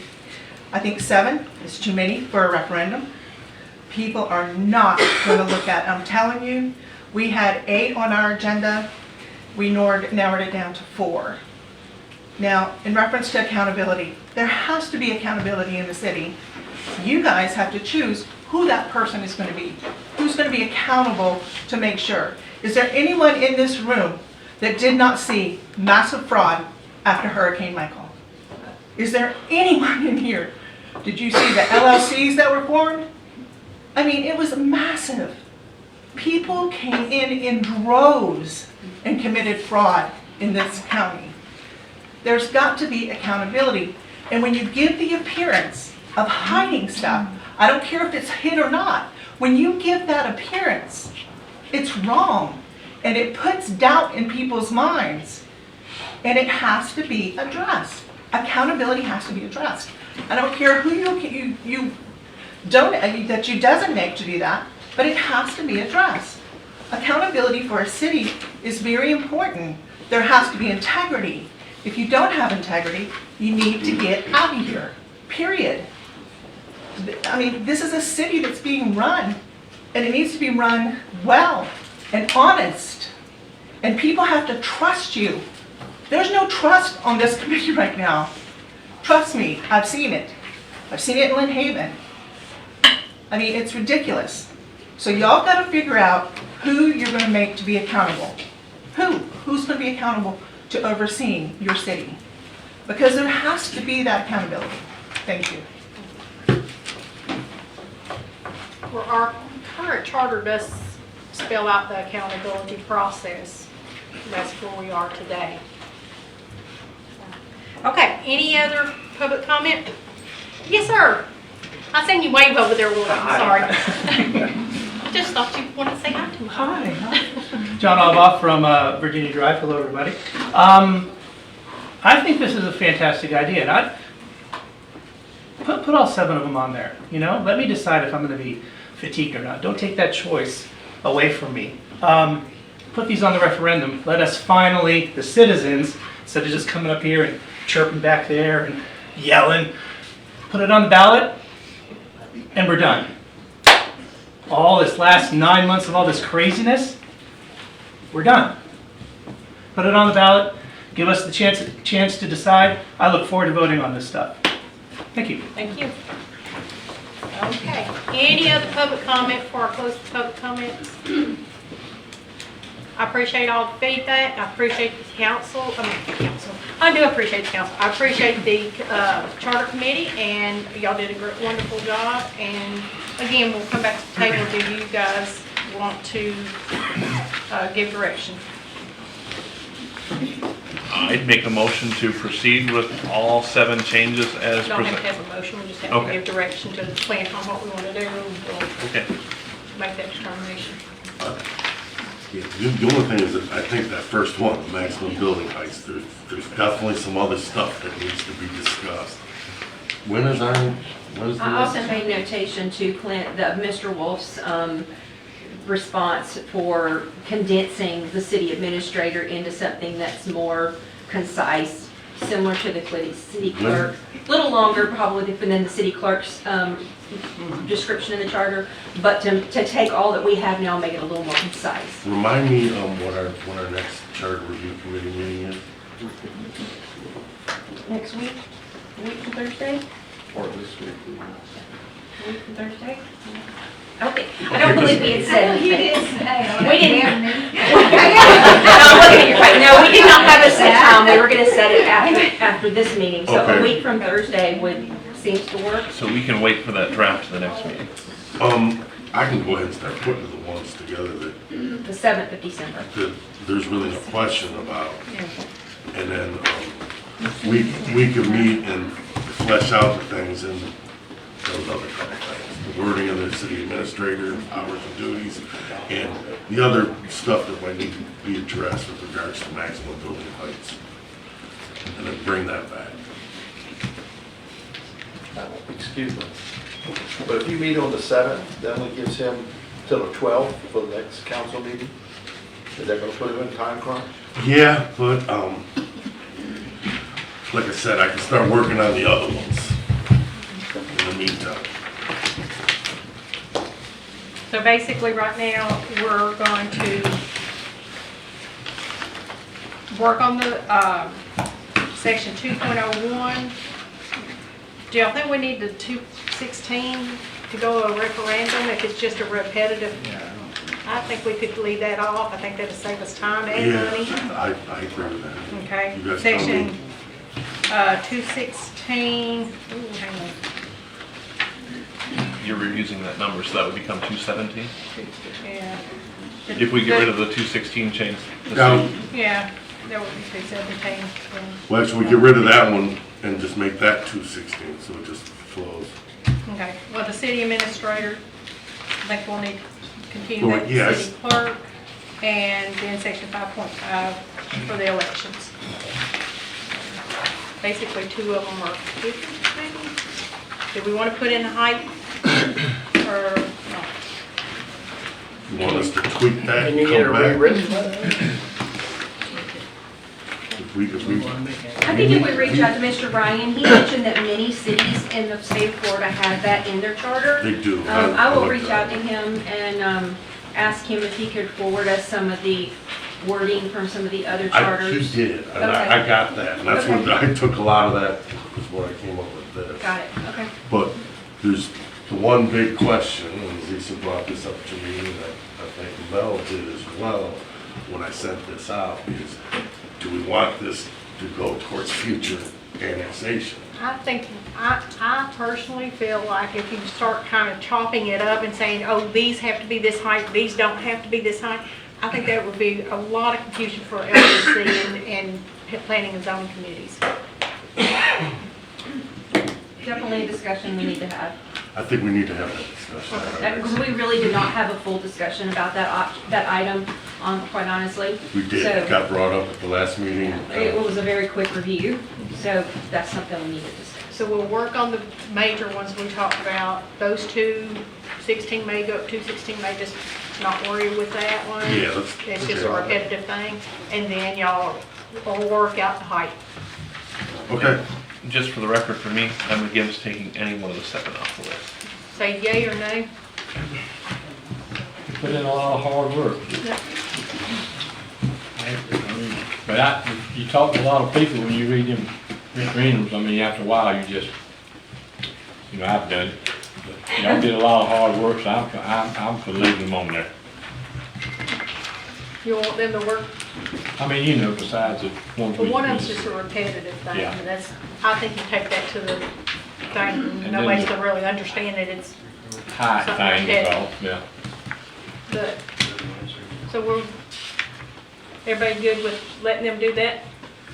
Continue talking about the height, and they can discuss whether y'all want to take the 16 off. And Ms. Hamilton also mentioned the term limits. I made a notation of that. We'll discuss that as well. Okay. You got it, Clint? I think I got it. Good deal. All right, let's move on. Discussion to move Sweetwater entrance out of Park City Administrator. All right. Go ahead. Just a point of levity here before I get started. I never thought I'd be so happy to see a room full of mad citizens at me until I heard a bunch of people who live out of town mad at things that don't pertain to them. So I welcome everybody here tonight to talk about this subject. I put this on the agenda because, due to the Sunshine Law, we can't talk at the city as a group to try to figure out what to put on the agenda or not put on the agenda. Whenever I came here a little less than 3 months ago, a lot of the decisions regarding Sweetwater and Parker Park had already been made. I felt like I was a fresh set of eyes. I looked at things from a different point of view, a different angle than maybe what was looked at in the past. As I put in the backup documentation, I met with the engineers for the Sweetwater project, and we talked about 5 different items. This was just one of those items. I had concerns about the roadway going through the park. If you were on Facebook last night, you might have seen some of my comments and what my concerns were. It was never my intent to get people upset, to this level. It was also not my intent to get people to think that we were going to make a decision tonight. I was looking for guidance moving forward, and I was looking for council direction on whether or not there is even any interest in discussing this. Right now, Sweetwater is just getting involved into the engineering phase of this, so if there was any interest in doing this, then we need to talk about it now before they get started. Otherwise, it's going to be too late, and the roadway will remain in the park. So that's the whole intent of me putting this on the agenda tonight, was just judge the temperature of the council on the subject, see if there was any interest in moving it, and if not, then no harm done. Okay, So. thank you. All right, open I knew it was coming. I did too. All right, I'm going to start with Mr. Gary. You, the first one I seen, had your hand up, sir. Ask my kid Gary Woodham, 113 North 38th Street. When we purchased the Parker family, and Chris knows a lot of this, when we the building, the reason it was purchased was so we could make it into our city hall here in the city. And about 5 or 6 days later, it burned down. And nothing happened with that piece of property.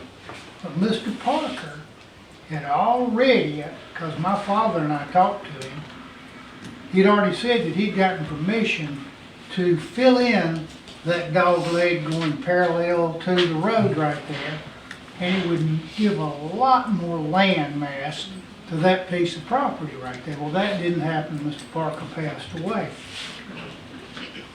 When the people came in and said that they were going to develop the Old Corey property, which has been sold to some people in Atlanta. I don't even know the name of the people. I was at the meetings and they said that what they would do when they went through there, they would make 2 lanes and fill in over here, and this would all be done at their expense. Well, most of you, some of you are not aware that the other road comes out on 40th Street, which comes into our community. And we had some reservations about that, but when they said that what they were going to do was they would bring in all of their heavy equipment and all of their building through the park area right there. That's good because it doesn't destroy our community up there. Instead, no little old North 36th Street will not handle that kind of stuff, even though they said they would go ahead and put sidewalks in. And you can't go back but so far because the city doesn't have it so far with the right-of-ways on either side there. My whole point in getting up here and saying everything is, in my opinion, if people don't want to make that roadway right there and they want to make it in a park for kids, number one, we've already got a place for children to play in our community, and most of you look around and there's very few children in our community. Hadn't been for years. Maybe in the summertime when people are here, they'll come in. But if we increase the size of that property, had 2 roads going in there, all it had to do is fence in an area in the back, put in any kind of playground you want to put there, and that would be fine. And it would still continue to let those people who are developing that property utilize those roads going in down at the park and not mess up our residential areas. If y'all, most of you have ridden through this city a lot, these little roads were, when they were developed, this was a mom and pop community when I came here. There wasn't a whole lot of big houses like we've got now, and the road structure has not changed since the big homes have come in, so we've still got a major issue with right-of-way. So please, don't change that. If you want to do anything, let them develop it, just like they said. And that was the only reason I came to the meeting. I just thought that it would really and truly be in the best interest of the city to have more land in the park and develop that the way it is. So thank you for your time. Thank you. Yes, ma'am.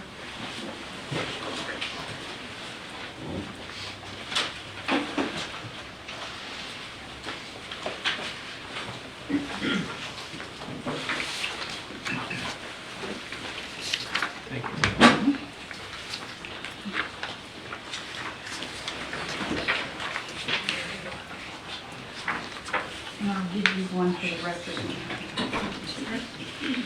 Hello, my name is Nancy Falk. I live on 27th Street. I have some comments to make that will not take the road through any residential street, nor will it go through Parker Park. The proposed Sweetwater development has unnecessary vehicular access points to Highway 98. The City Land Development Regulation, the LDR, does not require any more than 1 vehicular access point for a residential subdivision. The site plan, as shown in the agenda package, contains 5 vehicular access points to Highway 98. North 36th Street, North 31st Street, North 32nd Street, North 30th Street, North 29th Street, and at Parker Park. The newly developed Mexico Beach crossings contain 216 units complex with only 1 access point. This is only 177 units. The Bay County LDR requires 1 vehicular access point, and for subdivisions over 200 units may be required but are not mandatory to provide a second access point or entrance point. The City of Panama City Beach LDR requires subdivision roadway segments over 500 feet in length to have at least 2 roadway outlets to accommodate emergency ingress and egress needs. Gulf County, City of Port St. Joe, and the City of Callaway, LDRs, require one vehicular access point for residential subdivisions. The following proposed vehicular access points shown on the site map plan at North 36th Street, North 31st Street to North 32nd Street, North 30th Street to North 29th Street are more than adequate for a development of 177 residential units. Additional vehicular access points from North 27th Street or from Parker Park are not needed or justified. The site plan depicts the Sweetwater development as a mixed-use master plan development containing residential, neighborhood commercial, and recreational uses. However, the site plan bifurcates the development by not providing internal connections of the back half of the residential development, to the neighborhood commercial uses and the other half of the residential uses. Therefore, instead of providing a vehicular access point across the canal at either North 27th Street or Parker Park, the site plan should be revised. The revision should be to provide the internal vehicular access point at the extension of 31st Street across the canal to internally connect the bifurcated backside of the development to the proposed neighborhood commercial uses. This connection would also provide the bifurcated backside of the development to access already proposed North 31st Street to North 32nd Street, North 30th Street to North 29th Street. The road on the backside of the development could be terminated with a cul-de-sac and would not need to cross the canal at either Parker Park or North 27th Street. This revision would make this development a more efficient and cohesive, internally connected mixed-use development. This would also reduce vehicular trips from the backside of the development to Highway 98. And you have a drawing that shows basically they just need to put a bridge right here, connects their two pieces of property, and they have the access points that they need to get in and out of their development. Thank you. Very good. Good job, Nancy.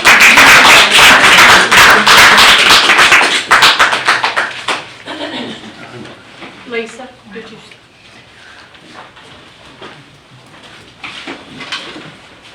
I just wanted to clarify that the council never voted to accept the road in Parker Park. There was never a vote, there was never a consensus, so that it was just left hanging. It was a concept that Doug Baber brought up, and it was never approved by the council. So I also want to say that the last public information that was given at the March 14 or March 23, which was just 8 months ago, the roads that were mentioned were access via multiple city streets include 36th, 30th, 31st, and Parker Park. There was never a mention of 29th or 27th on that. That was the last information that was given to the public. And I just want to go on record, there's way too much to go into about that, but all of those were bad ideas. I just want to go on record saying that this is not the time to bring up something without trying to spring it on the people of 27th Street. Did not have a chance to find out about this except very quickly. This is not the way to handle something this major. This is the largest development that will ever be an old part of Mexico Beach. It needs to be handled with extreme care, extreme discussion, and extreme concern for the citizens, because the citizens are foremost, not the developer. Amen.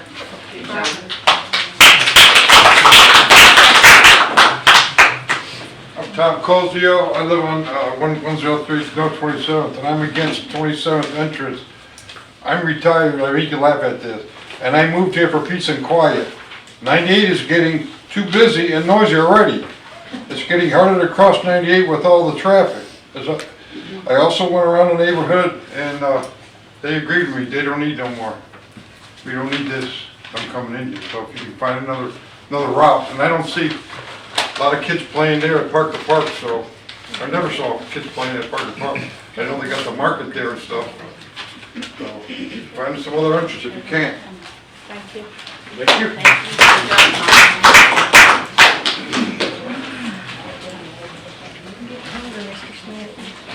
Good evening again. Sorry, I jumped the gun a little bit earlier, but I'm Lisa Harper. I am at 106 North 27th Street, directly affected by this, the comment here. Thank you, Nancy, for all the work that you did. That's a great, I'm on board with everything she said. If we can get it out of Parker Park too, that would be terrific.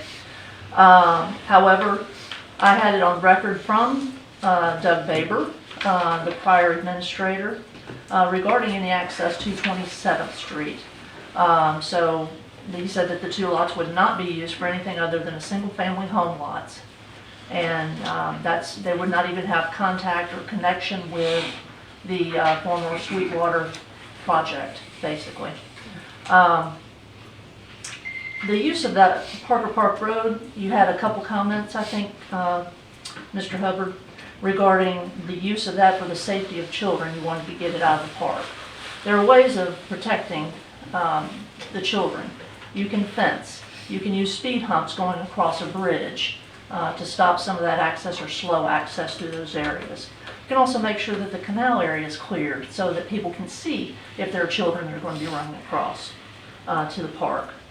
And then later you mentioned something about the road easement. There's already a road there that could be used adjacent to that property, which was the original drive for the Parker property. So I think there's plenty of options here if you choose to stay with the park as an access, if you need to at all. So with that, I think I wanted to ask a question if there has been another traffic study done that actually deals with our growth that we are right now, and we can rely on some of that information too as you go forward. I think that's a great point. So We haven't had a traffic study. When they did, I think they based it on 2016 or something. Very old. Older, yeah. Before all the growth and development and this project coming online potentially. So I would urge you to consider that. I've been a homeowner here for 23 years, as most of my street has been as well. And to make these kind of changes to a small, tight residential street, it's kind of the same as what you would consider gentrification at the benefit of the developer. And I urge you guys to vote no against this. And thank you very much. Thank you. Good job, Lisa. Any other public comment? Any other public discussion? Okay, we'll close the public discussion. Let's move this discussion to the table. Ms. Hamilton? Just one thought that I have. The developer bought this land probably a long time ago, but maybe got a good price on it, but he always knew it was landlocked. So why do they own any interest? Kind of that's his problem. State law requires us to give access. You can't have one more property. But he has access. You're only required to have one. 31st Street?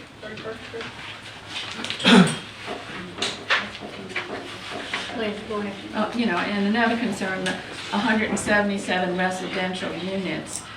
I'm going to guess there's a good possibility those will end up being turned into a lot of rentals. So that's going to greatly increase the traffic flow as well, which is more concerning. So it seems like, the developer got the property probably a long time ago, probably got it pretty cheap, knew it was landlocked, but now it becomes our problem as he wants to build 177 units that are going to add a tremendous traffic flow to the whole city. What's like 200 units total? 177. 177 on both sides? 75 on the north side, the 102 on the south. And you commercial. I closed the public comment, I'm sorry. I'm not for coming through, 27th Street. take my word for it, I'm not for that. We had a workshop on this before now, and the man I dealt with, Frank, I think we did do a study, he did a study, they did do a study at that workshop, Lisa probably did.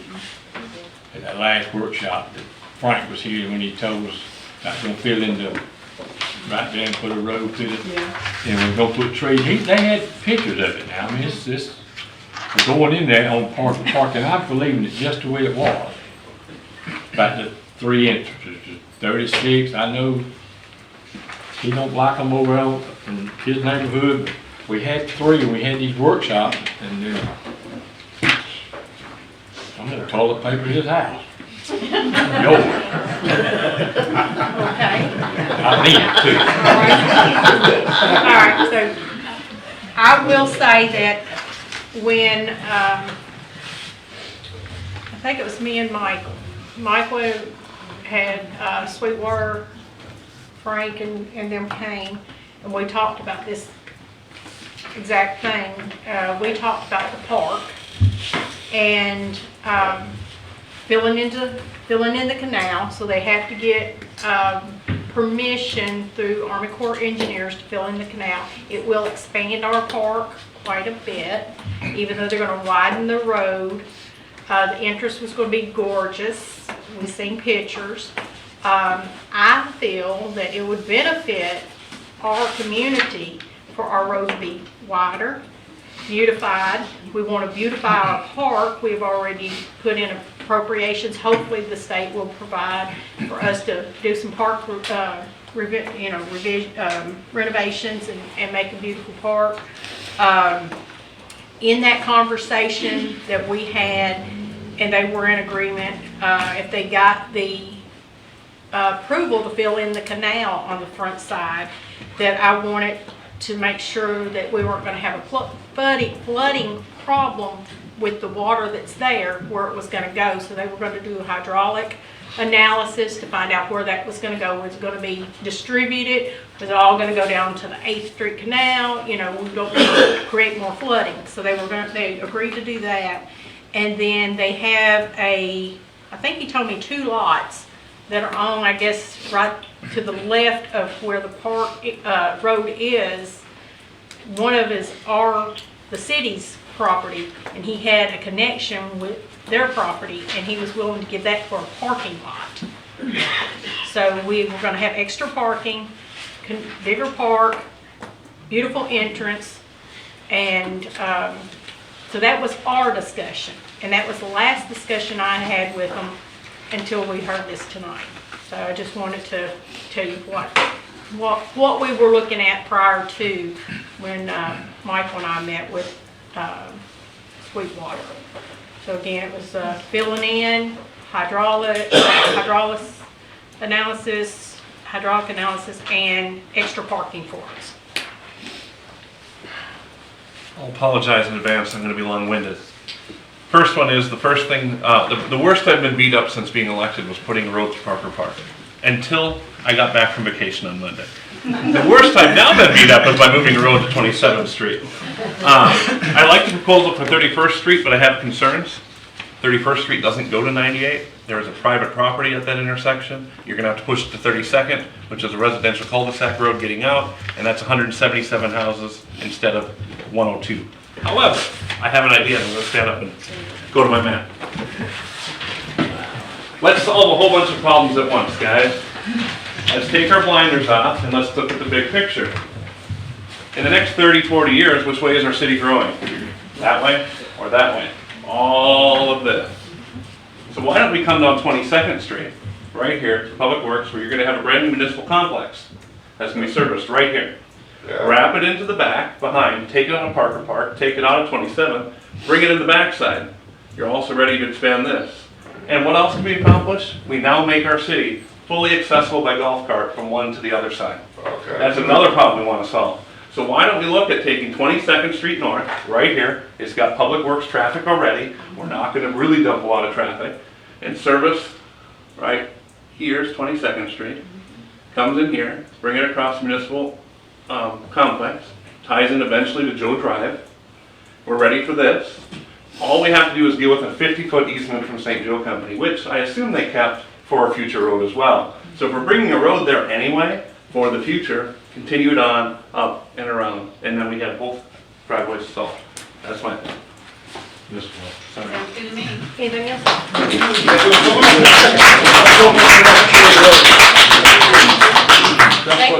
That takes care of all those emails we got, right? I brought it up in March and was told we couldn't get across the 50-foot easement, but I don't think we actually asked. I guess I have a couple things. Number one, we shouldn't be accessing any residential road for an entrance. I mean, there shouldn't even be a conversation. They're not even built to access two vehicles down the road. I took my Jeep down 27th Street and I had to make 5 turns just to turn around. I mean, the city of Mexico Beach should not be entertaining that, and I don't think we will. I think that I was under the same impression that the mayor was under as far as what was going to be done to Parker Park. Parker Park, we kind of had some conversation about it being the center of Mexico Beach. Well, if it's the center of Mexico Beach, why don't we go ahead and beautify it, landscape it, widen the road, put in a golf cart path going back, you know, and I think somebody said if there's a safety issue with children, put up whatever fence, guards, whatever we have to do. That's the thing that I heard from the developer. Why did that change? I don't know, and I don't think it should change. I think we ought to pursue that or pursue one of these 2 other ways to go. We have 3 options we could look at and come up with one. I think our city, and I've said this over and over again from day one, our city needs to be better at planning. I think we've lost a lot by not having a good plan, getting a vision, not a vision of my vision, not her vision, his, our vision. We need to back up, we need to regroup, we need to get the vision of the city. We need to sit down, and I learned this when at the other League of Cities, the second course I went to about visions, and I'm like sitting there going, we have a vision, but it's not an updated, I don't think it's our vision. I think it's a vision that somebody had, and they left a few things out from what I remember hearing in the past too. So I think we need to do better planning, and all these ideas are better than 27th Street.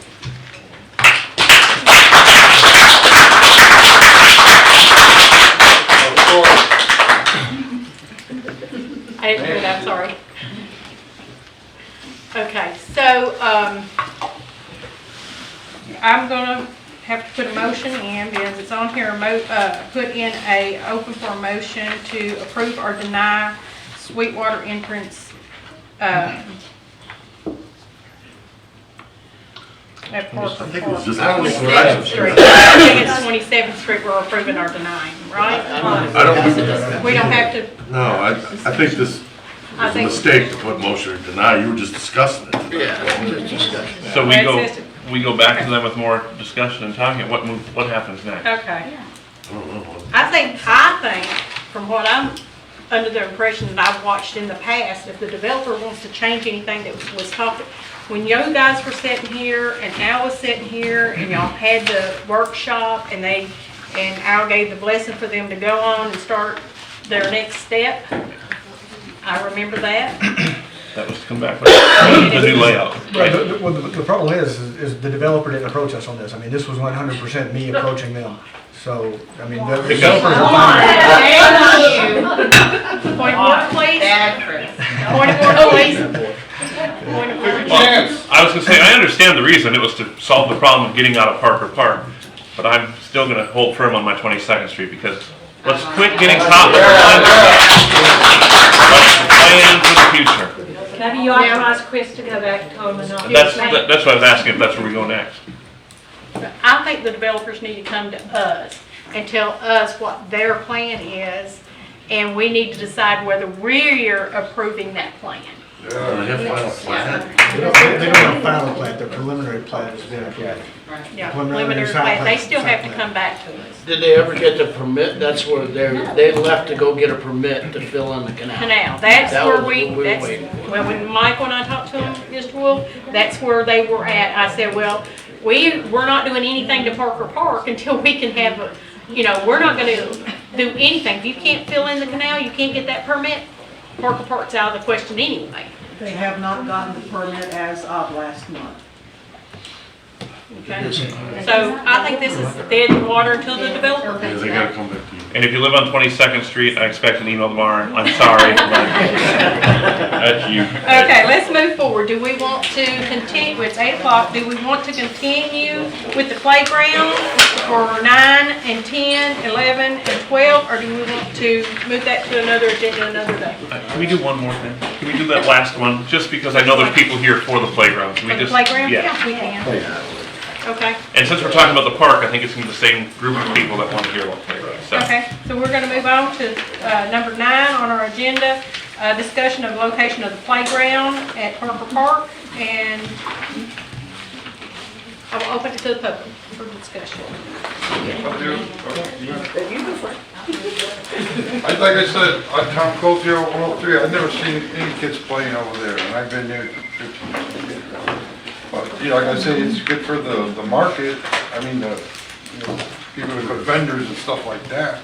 But if you want to build something for the kids, there's other places too. I mean, if you think that's gonna be safe, they're trying on 98, so it's gonna be up to you. I don't have no problem with kids, you know, just gotta find a safe place for them. Okay. January. I'm January Bertocini. I live in the Palms on 15th Street.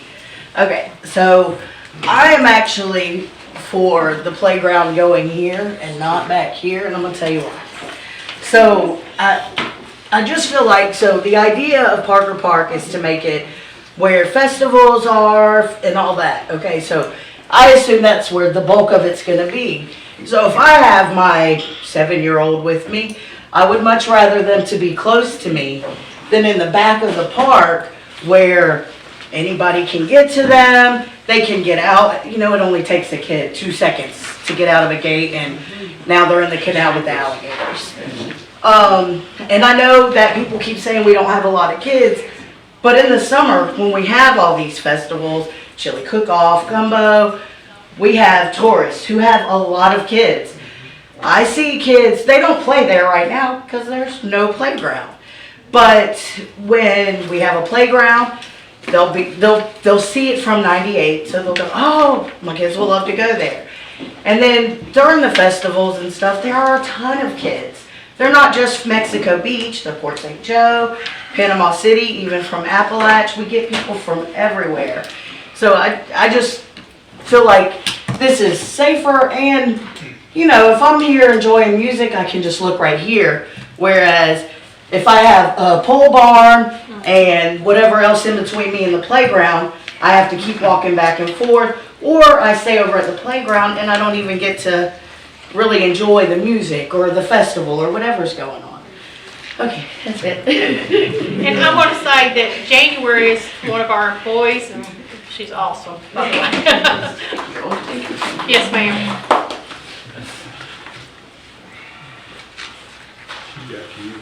Debbie Alley, 20th Street. I just want to say that if we had a playground, the kids would play there. We've always been promised a playground there since day one. And we've tried to fill that canal in, or that end of the canal in, for 25 years and couldn't get a permit. How are they going to get one? How did St. Joe get something? We have discussed that a million times, filling in that end of the canal.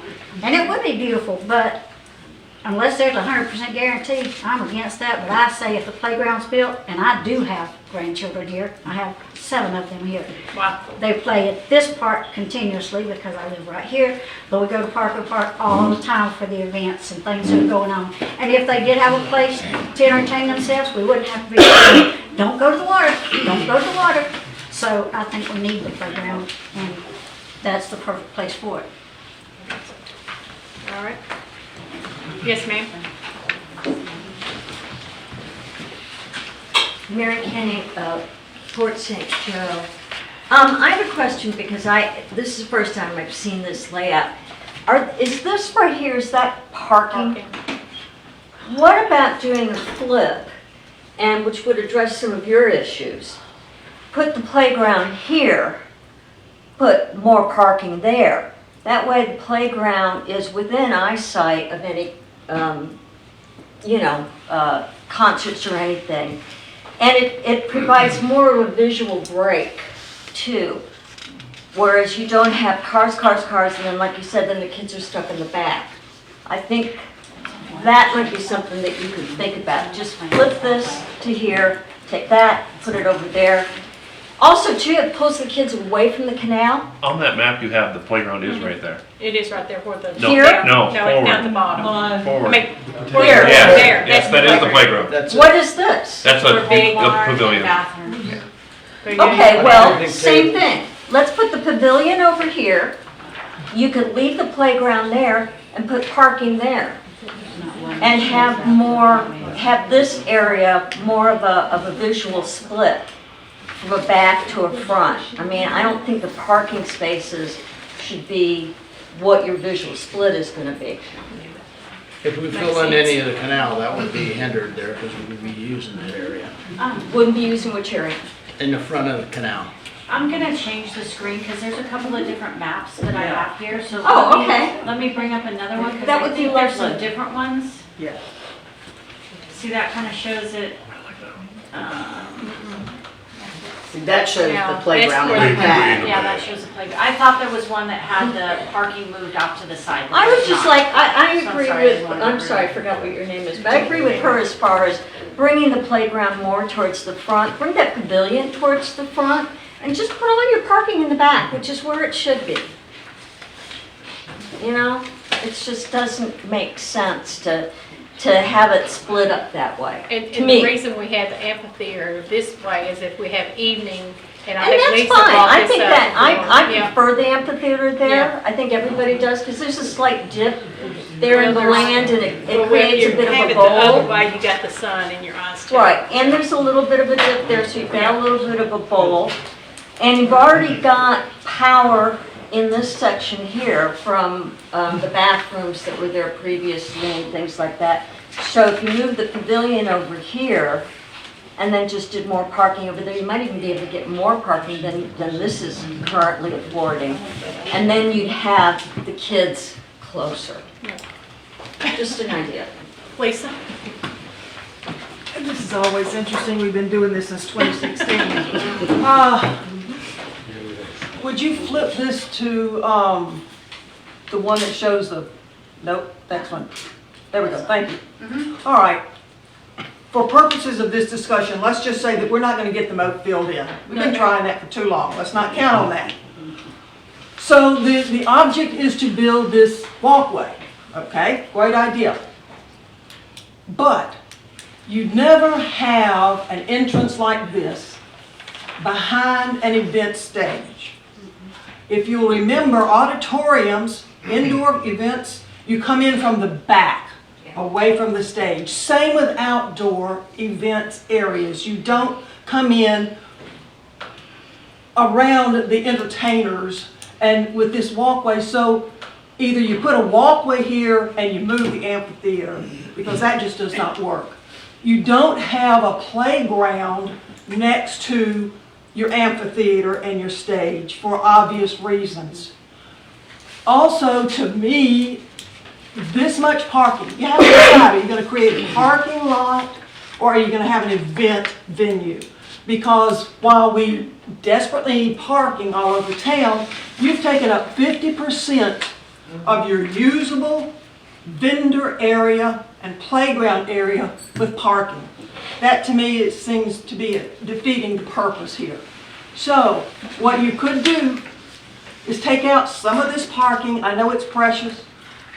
You can park, you can move this over and have this parking run up along here. You can have some parking back here. You have your bathroom. Make sure you put the bathroom door facing the back. We've had way too many accidents when it's facing the front.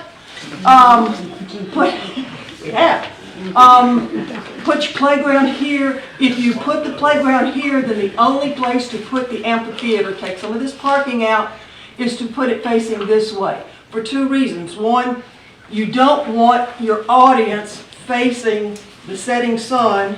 And two, it is incredibly distracting for the audience to have to face the road where you've got cars whizzing back and forth as a visual distraction to what's going on the stage. You want the stage to be what they focus on. You can't do that if you have facing the highway or facing where this is. So your only options for the amphitheater is the stage and the amphitheater here, or the stage and the amphitheater here. It's going to reduce your parking, but you can't use your valuable space for parking. And we have a pole barn here. A pole barn is nice, but you need a pavilion over the stage so you actually have a good stage, and that's more important. I think tonight, I think our big thing is we want to make sure we know where we want the park, because we have got the playground. The playground. That's all you need. It's been a long day. I've been here since 8 o'clock this morning. So I think we need to determine where we want this playground. Julie, can you take it back to the first image, please? You bet.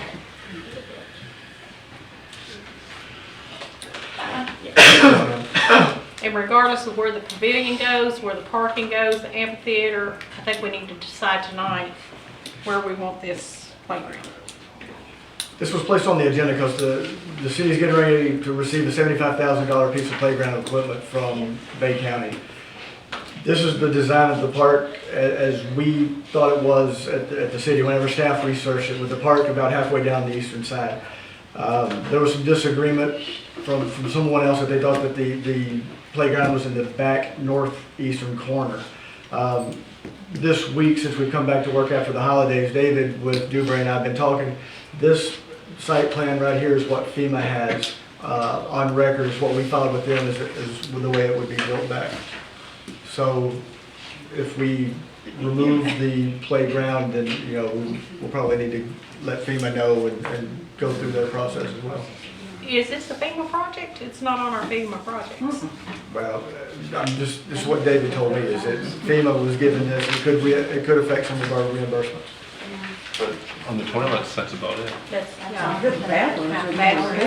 And I think we were way over on bathrooms, so they are not even, that's not even on in our scope anymore. They took that away. That's why we wanted to state appropriations for revitalizing our parks and new bathrooms. So everybody good with it being midway on the, about there? That's the best map of the three. Does anybody have, why do we, sorry, give me a second. Close the public discussion. Coming to the table, go ahead. I don't understand why the playground is top priority when you're planning a park of this size. I mean, the amphitheater, the bathrooms, the parking, to me, that would all take priority. Let's get some of that in place Well, we first. gotta get the playground, because we're getting that equipment, it's ready. It's coming. It's coming. It's But on can its it be way. held, can it go in a warehouse somewhere and be held till we can make other decisions? Why does everything have to be centered around the playground? Stick it by the movie van. I think it's. And then we change our mind about, we're gonna stick the playground somewhere and then we're gonna go, oh, well, we probably should have put it somewhere else. Bay County was going to bring it over and actually install it for us. Yeah. Can they hold on that? Is it, we're almost in the middle of winter, who's gonna use the playground right now? We have 2 playgrounds already. Do we not want to put it there? Well, we don't know. It sounds like there's about 3 different plans here as to what we're gonna come up with. And there's no concrete decision where we want the amphitheater, is there gonna be a bridge across the canal? So we're just gonna guess and throw the playground there, and then everything's gonna flow around that. Why can't we hold on the playground? I mean, why can't we?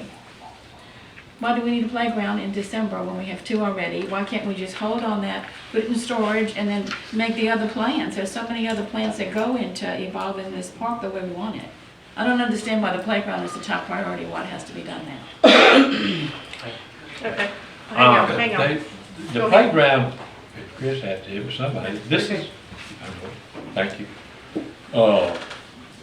Bay County give us this, don't we have a timeline or something on this? I mean, didn't they tell us? This is not the first time this hadn't come up, hadn't it? When was it? The timeline has actually expired, but because it was the company that is bringing the playground that has, because it was supposed to be done by the beginning of this fiscal year. They've already made the expenditure. Yeah. Yes, Yeah. and so the only reason that it was allowed to be pushed back was because the playground equipment kept getting pushed back For delivery? for delivery, because it wasn't made yet. So that is, because they actually called to close out the whole project, and they were actually unaware that it hadn't even been delivered yet. So that's what happened, that's why this That's is why it's the late coming priority, in, yeah, that's yes. why we got to get it done, so Yeah, we need to find a place to put the playground. Or we gonna lose it, right? I don't know how that works, that's, What about it, Clint? You I know? don't know how that I would have to look at the agreement. I remember when we did it, but I don't remember the specifics. The only thing for me is we can wait, but I don't think we have plans for anything else. We've been talking about this since 2016. Pretty sure the amphitheater where it is right now is where it's gonna be for a while. So I think waiting for what, 2025 when we get more money? Rich? Yeah, I know that we went through these plans several times. I really thought this was the final plan that we had. These here, I don't know if they're afterthoughts or what from I think Dewberry. they were the first thing. I think this came very end of, after our workshop on it. Yeah. And I We think had this the is where we workshop, and I landed think at, that's where on this we one. landed. The only thing I think was a good idea from our citizens was moving that pavilion closer to the amphitheater and moving all the parking out. And I've had people say, why don't we plant on a place on the back side for food trucks? Because we're always pulling food trucks in, but if we actually dedicated a food truck line there that would stay there, whatever, then we wouldn't be pulling food trucks in and out. It's been 7 years. Half of our residents call it Potty Park because that's all it had. So let's do something. Yeah, so anyway, let's entertain a motion to approve or deny putting the playground on this particular drawing. This drawing? Yes. At least we can get our playground in, and then we can, that's not set in stone for the rest of the stuff, but we can at least get our playground delivered and set up. Right, you can always move it. You got enough people to move it if you had to, eventually. That's what I'm saying. Get this stuff for kids now. Yeah, it can be moved. I mean, Yeah, okay. They're not numbered, but I'm gonna call that number 1. Okay. So I'm gonna make a motion to approve layout number 1 for the placement of the park. Okay, second. Playground. Second. Tammy Colby. Mr. Wolf, Yes. Mr. Smith, Yes. Mayor Miller, Yes. Mr. Welly, Yes. Ms. Hamilton. Yes. Thank you. Okay. Do we want to, do a postpone to, or a table of 10, 11, and 12? Do we need to do a motion to table the remaining agenda items? Yeah, that's the best way to do it. I'd make a motion to table 10, 11, 12, and 13 to the next council agenda. Okay, I'll second it. All right, call the roll, Tammy. Mr. Wolf, Yes. Mr. Smith, Yes. Mr. Welly, Yes. Ms. Hamilton, Yes. and Mayor Miller. Yes. All right. Moving to 11 here, staff report. Chris, you have anything for us? No, we're good. Mr. McCahill? No, ma'am. All right. Upcoming meeting is going to be the city council meeting on December 12th at 9 a.m. And we have canceled the city council meeting, regular city council meeting for the 26th. And I will entertain a motion to adjourn this meeting. One question really fast. Oh, yeah. Go ahead. Can we all look at these engineering things so we're ready to make a decision at the next meeting? Look at all these, get ready, because And I I already think, turned mine in. okay, I just found out about them, so I didn't I got know. mine all put in. Because everybody had access to that information. I haven't gotten there yet, but, okay, Okay. I'm behind the time. Motion? Motion to adjourn. Sophie. You want a copy of it?